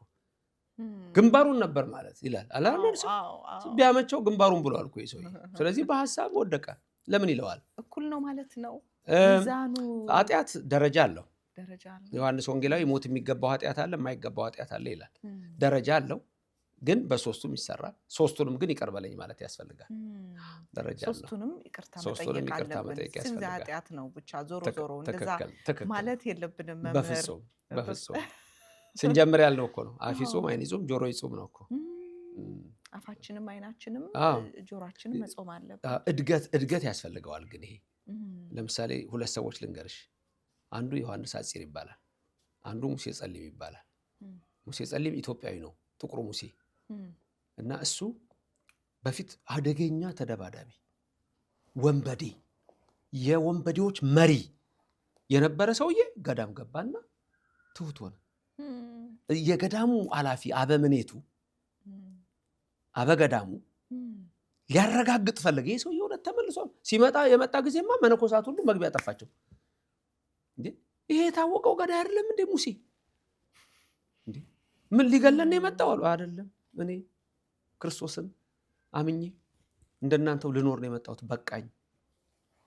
እኔ ጌቶቼ በፀሐይ ነበር የሚያመልኩት፣ የፀሐይን አምላክ አውቄዋለሁ፣ መጣዋል። ከዛ እዛ ገብቶ አንድ ቀን የገዳሙ ኃላፊ ሙሴን አንዱን ጠራና ሂድና ሙሴን ቅዳሴ ግባ በለው አለው። ምን እንደሚል ግን መተህ ንገረኝ። ሄደና ሙሴ ቅዳሴ ግባ ተብለሃል። እሺ ገባ። መጣና ምን አለህ አለው። እሺ ብሎ ገባ ነው።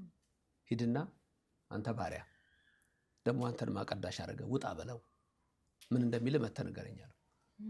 ሄደና አንተ ባሪያ ውጣ ተብለሃል፣ ደግሞ አንተ ለቀዳሽ ብለሃል አለው። እሺ መጥቶ ነገረው። ምን አለህ አለው። እሺ ብሎ ወጣ። በቃ አሁን በቅቷል፣ ይቀድሳል። የበቃ ነው አለው። ፈተነው። አሁን በቃ ይቀድሳል። አሁን ይሄን ታሪክ ልብ በይ። የዮሐንስ አጭርን ደግሞ ልንገርሽ። ዮሐንስ አጭር ማለት አጭሩ ዮሐንስ ማለት ነው እና በጣም አጭር ነው። ስብሰባ እየመራ የመነኮሳቱን አንዱ አንተ ድንክ ደግሞ አንተ ብሎ ምናምን አለው። ድንክ ብሎ ሰደበው እና ድንክ ስድብ ነው፣ አጭር እንደማለት ነው። እና ከዛ ምንም መልስ አልሰጠው። እንትኑን ቀጠልና ጨረሰ። ስለነዚህ ስለ ሁለቱ ሰዎች ሌሎች መጡና ጠየቁ። እንዴት ነው ብለው ሙሴን ጠየቁት፣ ዮሐንስንም ጠየቁት። በሁለቱ ዘመን የሆነውን አንድ ላይ የምነግርሽ ሙሴን፣ ለመሆኑ አባታችን ሙሴ መጀመሪያ ግባ ሲልህ፣ ከዛ እንደገና አንተ ባሪያ ውጣ ሲልህ እሱ ግባ ብሎ እንደገና እሱ ውጣ ብሎ እንደገና እሱ ግባ ሲልህ ምንም አልተሰማህም? ምንም አልተሰማህም ማለት መሰማት ልቤን ተሰምቶኛል፣ በአፌ ግን ምንም ክፉ ነገር አልተናገርኩም ማለት አንድ ደረጃ ነው። ይሄ ጾም ነው፣ ይሄ ራሱ ጾም ነው። ዮሐንስን ደግሞ ጠየቁት።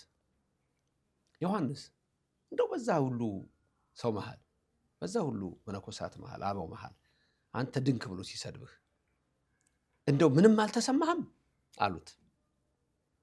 አፌ ዝም እንዳለ ልቤም እንደዛው ነው አለ። በልቡ ምንም አልያዘበትም፣ በአፉ ምንም አልተናገረውም። ደረጃ ማለት ነው። ይሄ ከፍ ያለ ደረጃ ነው። ከፍ ያለ ደረጃ ነው። እና አርምሞና ጽማው የሚባሉ ነገሮች አሉ። አርምሞ ብዙ ሰው ሲጠቅሰው ሰማለሁ። አርምሞ በአፍ ዝም ማለት ነው። ጽማዊ ደግሞ በልብ ዝም ማለት ነው። ቅዱስ ዮሐንስ አፂር እዛ ላይ ደርሶ ስለነበረ ምንም አይመስለውም። እንደ ክርስቶስ ሁሉን እኩል ነው የሚወደው። ክርስቶስ ሁሉን እኩል ነው የሚወደው። የሚመቱትን ሳይቀሩ ይወዳቸዋል፣ የሰቀሉትን ሳይቀር ይወዳቸዋል። የሚያደርጉትን አያውቁምና ይቅር በላቸው ነው የሚለው። ስለዚህ ጾም ስንል እነዚህ ሁሉ ነገሮች ይዘን ክርስቲያናዊ ሕይወትን መምራት፣ እግዚአብሔር ያዘዘውን መመልከት፣ እንደ መላእክት መኖር፣ የገነት ሕይወትን ማሰብ፣ ከአዳም ከሔዋን ጋር መተባበር፣ ከነቢያት ጋር መተባበር፣ ይልቁንም ክርስቶስ ያደረገልን በማሰብ ሶስቱን አርእስተ ኃጣውእ ድል እንደመታ ስስት፣ ትዕቢት፣ ፍቅረ ነዋይ እነዚህን ድል እንደመታቸው እኛም በትዕግስት በትህትና በጸሊአ ነዋይ የዓለምን ነገር ባለመውደድ ኮንሱመሪዝም ማቴሪያሊዝም የሚባሉ ኮንሰፕቶች ገንዘብ አያስፈልግም አይደለም፣ መስገብገብ፣ ለዓለማዊ ነገር መስገብገብ፣ ለብልጭልጭ ነገር መስገብገብን ማስወገድ በራሱ ከእግዚአብሔር ጋር ያለውን የጾም ስርዓት ይዞ የመሄድ መንገድ ነው። በዚህ መንገድ ነው እንግዲህ የማየው። በጣም ነው ደስ የሚል ውይይት እያደረግኩኝ ነው መምህር። እግዚአብሔር ይመስገን። ሰው ጋር እንደው መዝጊያ ይሁንልኝ፣ ማጠቃለያ ይሁንልኝና በጣም አንዳንድ ሰዎች ከክፉ ነገር ለመራቅ እየጣሩ ያልቻሉ ይኖራሉ። አንዳንዴ ሲያወሩ ያው እንግዲህ ማህበራዊ ህይወታችን ላይ እንጨዋወታለን። ምንም እኮ ዋጋ የለውም፣ እንደው አንዳንዴ እግዚአብሔርስ ትቶኛል፣ በቃ አልሰማኝም፣ አልቀየረኝም፣ መቀየር እፈልጋለሁ፣ መተው እፈልጋለሁ። ምሳሌ ሱስ ሊሆን ይችላል። ሱሴንም ማቆም እፈልጋለሁ፣ የሆነ ነገር ማድረግ እፈልጋለሁ የሚሉ ብዙ ሰዎች አሉ፣ ተስፋ የሚቆርጡ።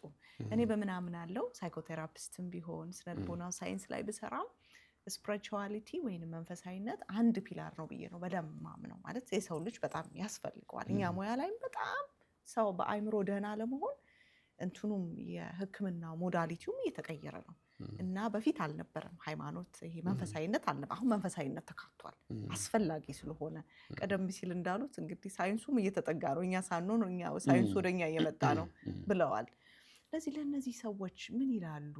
አንዳንዴ ተስፋ መቁረጥ አለ፣ አንዳንዴ መከፋት አለ። በዚህ ሁኔታ ወድቃለሁ ግን የምነሳበት ቀን የለም፣ ብዙ ነገሮች የማስተካከል በስሜት መረጋጋት ፈልጋለሁ አልሆነም የሚሉ ደግሞ በመንፈሳዊ እይታ በመንፈሳዊ ሌንስ የመጨረሻ ይሁንልኝና የጥያቄ ምን ይላሉ? ጥሩ ነው ትዕግስት።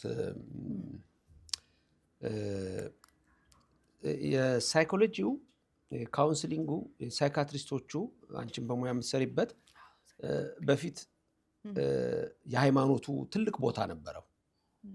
የኢንላይትመንት ሀሳብ ሲመጣ እግዚአብሔርን የማስወጣት ሀሳብ መጣና ዝም ብሎ ሴኩላሪዝም የሆነው ወይም የሞደርናይዜሽን የምንለው ኮንሰፕት ያንን ገፋው። ሲያዩት የሰው ልጅ በዛ መፍትሄ ሙሉ በሙሉ ሊያገኝ አልቻለም። የበለጠ ጥናቱ ሲካሄድ ሃይማኖተኛ ሰው የሃይማኖቱ ጥቅም ነው ከፍ ብሎ የተገኘው። ስለዚህ አሁን እንዳልሽው አንቺም በሙያሽም እንደምታውቂው ያንን ማስገባት መጣ፣ እግዚአብሔርን ማስገባት መጣ። ጥናቱም ሲደረግ እግዚአብሔርን የሚያምኑ ሰዎች ናቸው። ሆስፒታል ውስጥ ተኝተው በአየርላንድም በተለያዩ ቦታዎች ጥናት ተደርጓል። ተኝተው ያሉ ሰዎች የመዳን ተስፋቸው ከፍ የሚለው እግዚአብሔር አለ ብለው የሚጸልዩ ሰዎችም ናቸው። ስለዚህ የስፒሪቹዋል የምንለው የሃይማኖቱ ማለት ነው። ስፒሪቹዋሊዝም ራሱን የቻለ ሌላ ነገር አለው። እሱን እንተውና በሃይማኖቱ በእኛም አሁን በምናወራው በእግዚአብሔር ቤት በመጽሐፍ ቅዱስ መመሪያ መሰረት አሁን በምናይበት ጊዜ ሰዎች ከዚህ ካሉበት የተስፋ መቁረጥ ሁሉ መዳን እንደሚችሉ ይመለከታሉ። እና አሁን በእኛ የሚነገሩ ነገሮች አሉ። አሁን ለምሳሌ ተስፋ ስለሚቆርጡ ሰዎች እኛ ጋር ከያሬድ በላይ ቅዱስ ያሬድ በላይ ምን ትምህርት ይሰጣል? ቅዱስ ያሬድ ትምህርት አልገባለው አልፈልግም አለ። አጎቱ ጌዲዮን ጋር ነበር። እኔ ምን ትምህርት ነው አለ። እኔ ሊገባኝ አልቻለ። ለምንድን ነው እዚህ የምለፈው አለ። ተወው ሄደ። እኔ ወደ ቤቴ ሄዳለሁ ወደ እናቴ ጋር ብሎ ደክሞት አንድ ዛፍ ስር ቁጭ ብሏል። ምን ይመለከታል? ትል ይመለከታል። ይሄ ታሪክ ሁሉም ሰው ያውቀዋል አይደል? ትሉ ሲወጣ የሆነ ፍሬ ለመብላት ሲወድቅ በስንተኛው ነው እዛ ፍሬዋን ያገኘው? በሰባተኛው ነው። ዶንት ጊቭ አፕ የሚሉ ንግግሮች ድሮ ነበሩ፣ ከብዙ ሰው ጀምሮ ይመጣሉ። እነዚህ መጽሐፍ ቅዱስ ውስጥ ያለ ንግግር ነው። ተስፋ ለመቁረጥ በምን ምሳሌ ልንገርሽ መሰለሽ? ማርታና ማርያ ሁለት ታማቾች፣ ማርታና ማርያ ሁለት ታማቾች። አልዓዛር ታመመ። ጌታ ጋር ላኩ። ናልን የምትወደው አልዓዛር ወንድማችን ታሟል አሉት። ጌታ አልመጣም። አያውቅም። አንዳንድ ሰዎች እግዚአብሔር ትቶኛል የሚሉ ሰዎች አሉ። ማርታና ማርያምን ትቷቸዋል። አልመጣም። እያወቀ አልመጣም። መቼ ነው የመጣው? ከሞተ በኋላ። መቼ ነው የመጣው? ከተቀበረ በኋላ። አሁን ማርያምና ማርታ ተስፋቸው ምን ሆኗል? ተሟጧል፣ አልቋል፣ በቃ ጨርሰዋል። ለነሱ የታመመ ብቻ ነው፣ የሞተ እንደሚድን ገና አላወቁ። ጊዜው አብቅቷል በቃ ይላል። አንዳንድ ሰው ሩብ ጉዳይም ላይ መጣ ይችላል እግዚአብሔር። 10 ጉዳይም ስትጠብቂው ላይ መጣ ይችላል። የሆነ ጉዳይ ኖሮሽ 5 ጉዳይ ላይ ሁሉ እንደው እግዚአብሔር የለም ከ59 ሊሞላ ነው ሰዓቱ፣ የለም። ከዛ አንቺ ምንድነው በዛሽ ጊዜ ውስጥ ነው የምታስቢው። እግዚአብሔር ከጊዜ ውጭ ነው የሚሰራው። ጊዜ ውስጥ ብቻ ነው እግዚአብሔር። ቢዮንድ ታይም ነው፣ ከጊዜ ውጭ ሁሉ ነው ያለው እግዚአብሔር። አንቺ ከምታስቢው ጊዜ ብቻ አይደለም የምልሽ፣ ከዓለም ጊዜ ሁሉ በላይ ነው እግዚአብሔር። ታላቅ አምላክ ነው። ስለዚህ ማርያምና ማርታ የለማ ጌታ ቀብረው አልቅሰው ለቅሶ ተቀምጠው መጣ ጌታ። የምትወደው አልዓዛር ሞተ አሉት። የት ቀበራችሁት? ወደ መቃብሩ ስፍራ ሄደ። ይሸታል አትጠጋ ሁሉ አሉት። አልሸተተውም። አንተ በዚህ ኖረ ቢሆን ኖሮ ወንድማችን ባልሞተ ሆነ ቢሆን ኖሮ ፓስት ያለፈ ጊዜ ነው። አየሽ አልፏል። ነበር ነው እግዚአብሔር ነበርን ወደ ነው ያመጣዋል። ነበርን ወደ ይሆናል ያመጣዋል። ብዙ ሰዎች ተስፋ ለሚቆርጡ ሰዎች ቅድም ስንጀምር ሁሉ ያነሳናቸው ነገሮች አሉ። እንዴት እግዚአብሔር ሁሉም ነገር እያደረገ እንደሆነ። አልዓዛርን ከመቃብር አስነሳ።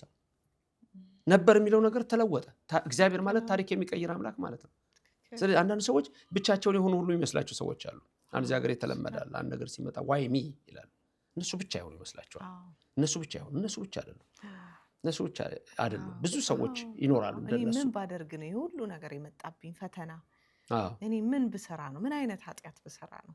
ኃጢአት በመስራት እንደዛ ነው የምንለው። ኃጢአት በመስራት ብቻ ፈተና ይመጣል። እግዚአብሔር ኃጢአት በመስራት ቢሆን ኖሮ አሁን እኔ ማላወራም አንቺ ማሰሚም እነሱ ሁሉ አሁን ቤታቸው ቁጭ ብለው አያዩንም። ጻድቅ አይደለንም። ዛሬ እግዚአብሔር ፀሐይ ያወጣው ለማን ነው? ለጻድቃን ብቻ ነው? ለእንደኔ አይነቱ ክፉ ኃጢአተኛ ሁሉ እግዚአብሔር ፀሐይ አወጥቷል። ስለዚህ ሰዎች በተስፋ መቁረጥ ውስጥ መሄድ የለባቸውም። እግዚአብሔር የሚመጣበትን ሰዓት አያውቁምና ዕንባቆም የተባለ ነብይ ምን ይላል? ጠብቀው እግዚአብሔር አይዘገይም ይላል። ዳዊት ለምን እንደምትዘገይብኝ አለው አንድ ጊዜ። አሁን አንቺ ላነሳሽው ማለት ነው። ምክንያቱም ልጁ 10,000 ጦር ይዞ አኪጦፌል የተባለ የጌት ፍልስጤማዊ ሰው ይዞ ዳዊትን ሊገድል እያሳደደው ነው። አንድ ቀን ማታ በምሽት ዳዊት መጥተዋል ሊገሉህ ነው አሉት። ቤተ መንግስቱን እኮ አስለቀውት ወጥቶ እኮ ነው። ዮርዳኖስ ወንዝ ተሻግረ ዛሬውኑ እንድትሻገር እዚህ እንዳታድር አሉት። ከዋልክበት እንዳታድር ካደርክበት እንዳትውል አሉት። ዮርዳኖስን ቶሎ በል ተሻገር እያሉት ሲያጣድፉት ልክ ሲሻገር ወደቀ። ዳዊት እንደዚህ በደረቱ ወደቀ። እዛ ሆኖ የጸለያት ጸሎት መዝሙር 69 ላይ ያለችው አለች መጽሐፍ ቅዱስ ላይ። እቺን ነው የምታክለው።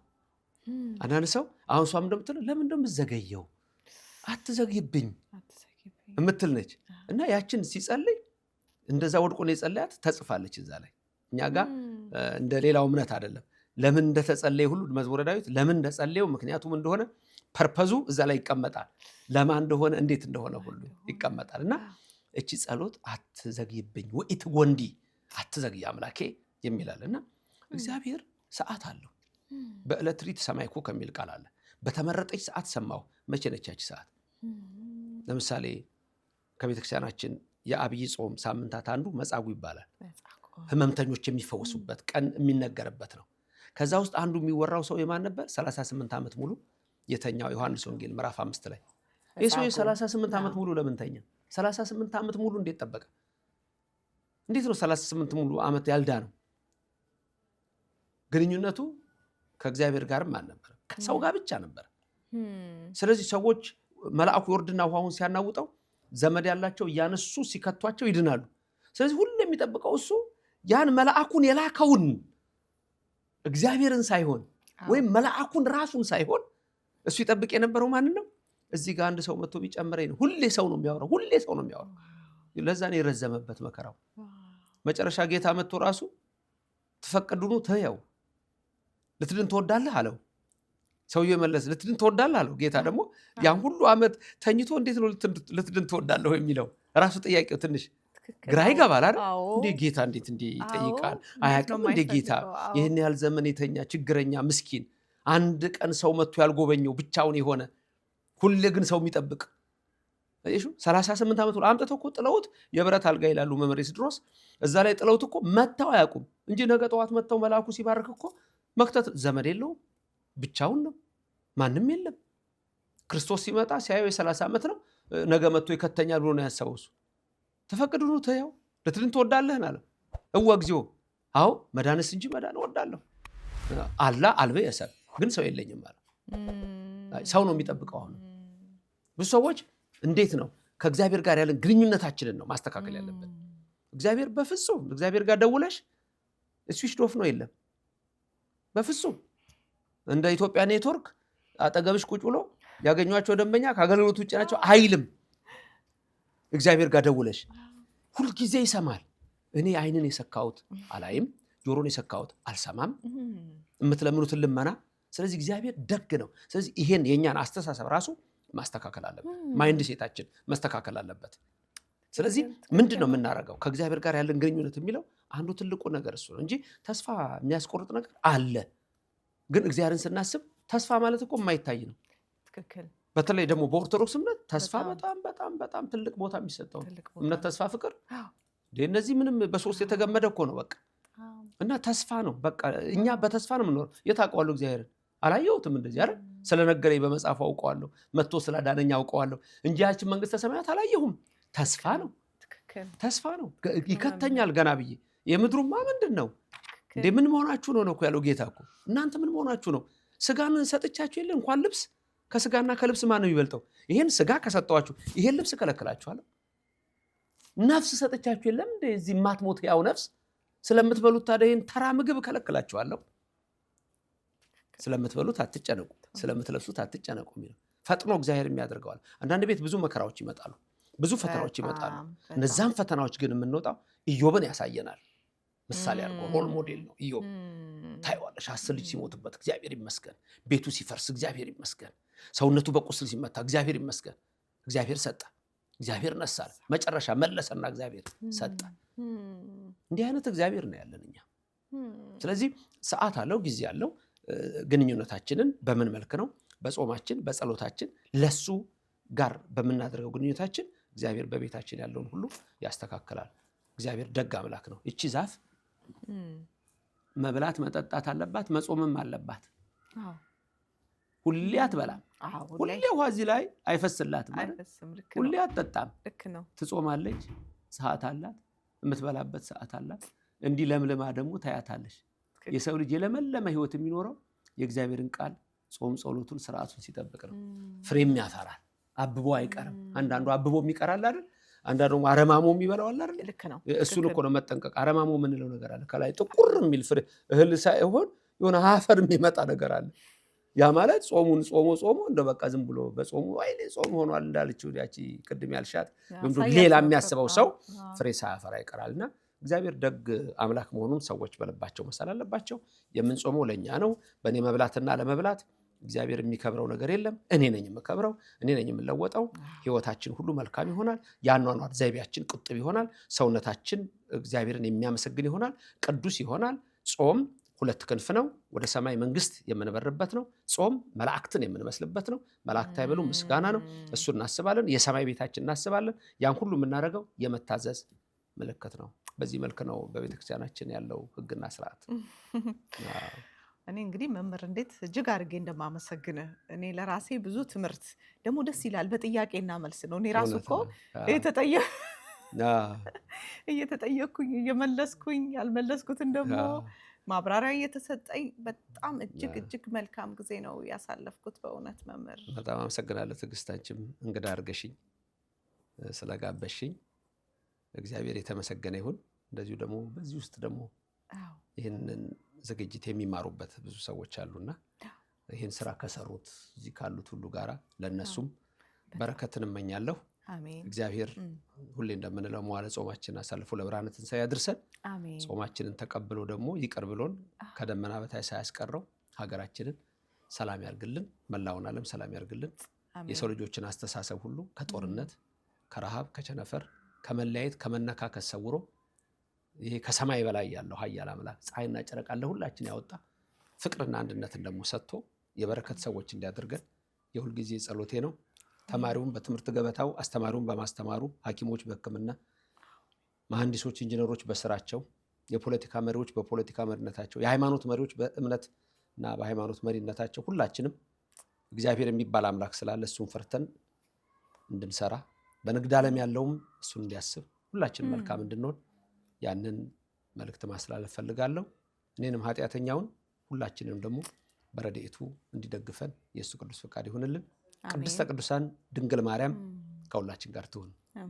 እግዚአብሔር ይስጥልኝ። አሜን። እኔም በጣም አመሰግናለሁ። ይገርማል። እግዚአብሔር ፈቃድ ሆኖ ከምስካዬ በኋላ በአካል ለመጀመሪያ ጊዜ የተገናኘ ነው። እዚህ ስቱዲዮ ውስጥ ነው፣ ፎቶሚ ስቱዲዮ ውስጥ ነው የተገናኘ ነው እና ይሄ ትልቅ ነገር ለእኔ አሁን ደስ ብሎኛል። እንግዲህ ደርሶ ብዙ ሰው ስለሚያገኙ ይሆናል፣ ግን እኔ የልጅነት አስተማሪ አይጠፋም አይረሳም እና እኔ ሁለት ደስታ ነው። እንግዳም ስለሆኑ እንደገና ደግሞ በዚህ ጉዳይም ስላወራን እስከ የምማቆትም ደግሞ በድጋሚ ስላገኘሁት ደስ ብሎኛል በጣም። እግዚአብሔር ያክብርልኝ። ረጅም ዕድሜ ጤና የሰሙትን ሁሉ እግዚአብሔር ይጠብቅልን። ይሄን ደግሞ የተነጋገርነውን ለሌላ ሰው የሚያደርሱትን አሁን ብዙ ጊዜ ላይክና ሼር ብዙ ጊዜ ሰዎች ከእንትን ጋር ያገናኙታል፣ ግን ቃሉ ለሰው ልጆች እንዲሰማ ስለሆነ ይሄን የሚያደርጉትን ተመልካች አድማጮችሽን ሁሉ የእነሱን ጸሎት ደግሞ ሰምቶ ይፈጽም። በሁሉም እምነት ያሉትን ለሁሉም ሰላም አለው እግዚአብሔርና ሰላም ይስጥልን። አመሰግናለሁ። እግዚአብሔር ይስጥልኝ። እኔም በጣም አመሰግናለሁ ዶክተር መምህር ዘበነ ለማ እዚህ ደግሞ በፎቶሚ ስቱዲዮ እንግዲህ ሆነው ደግሞ ስላገኘሁት፣ ስለተማርኩኝ፣ ስለጠየቅኩኝ እግዚአብሔር ያክብርልኝ፣ እግዚአብሔር ይስጥልኝ። አነሳስቶ ላስጀመረን አስጀምሮ ላስፈጸመን ኃያል አምላክ ክብር ምስጋና ይግባው። አሜን። አሜን። እግዚአብሔር ይስጥልኝ።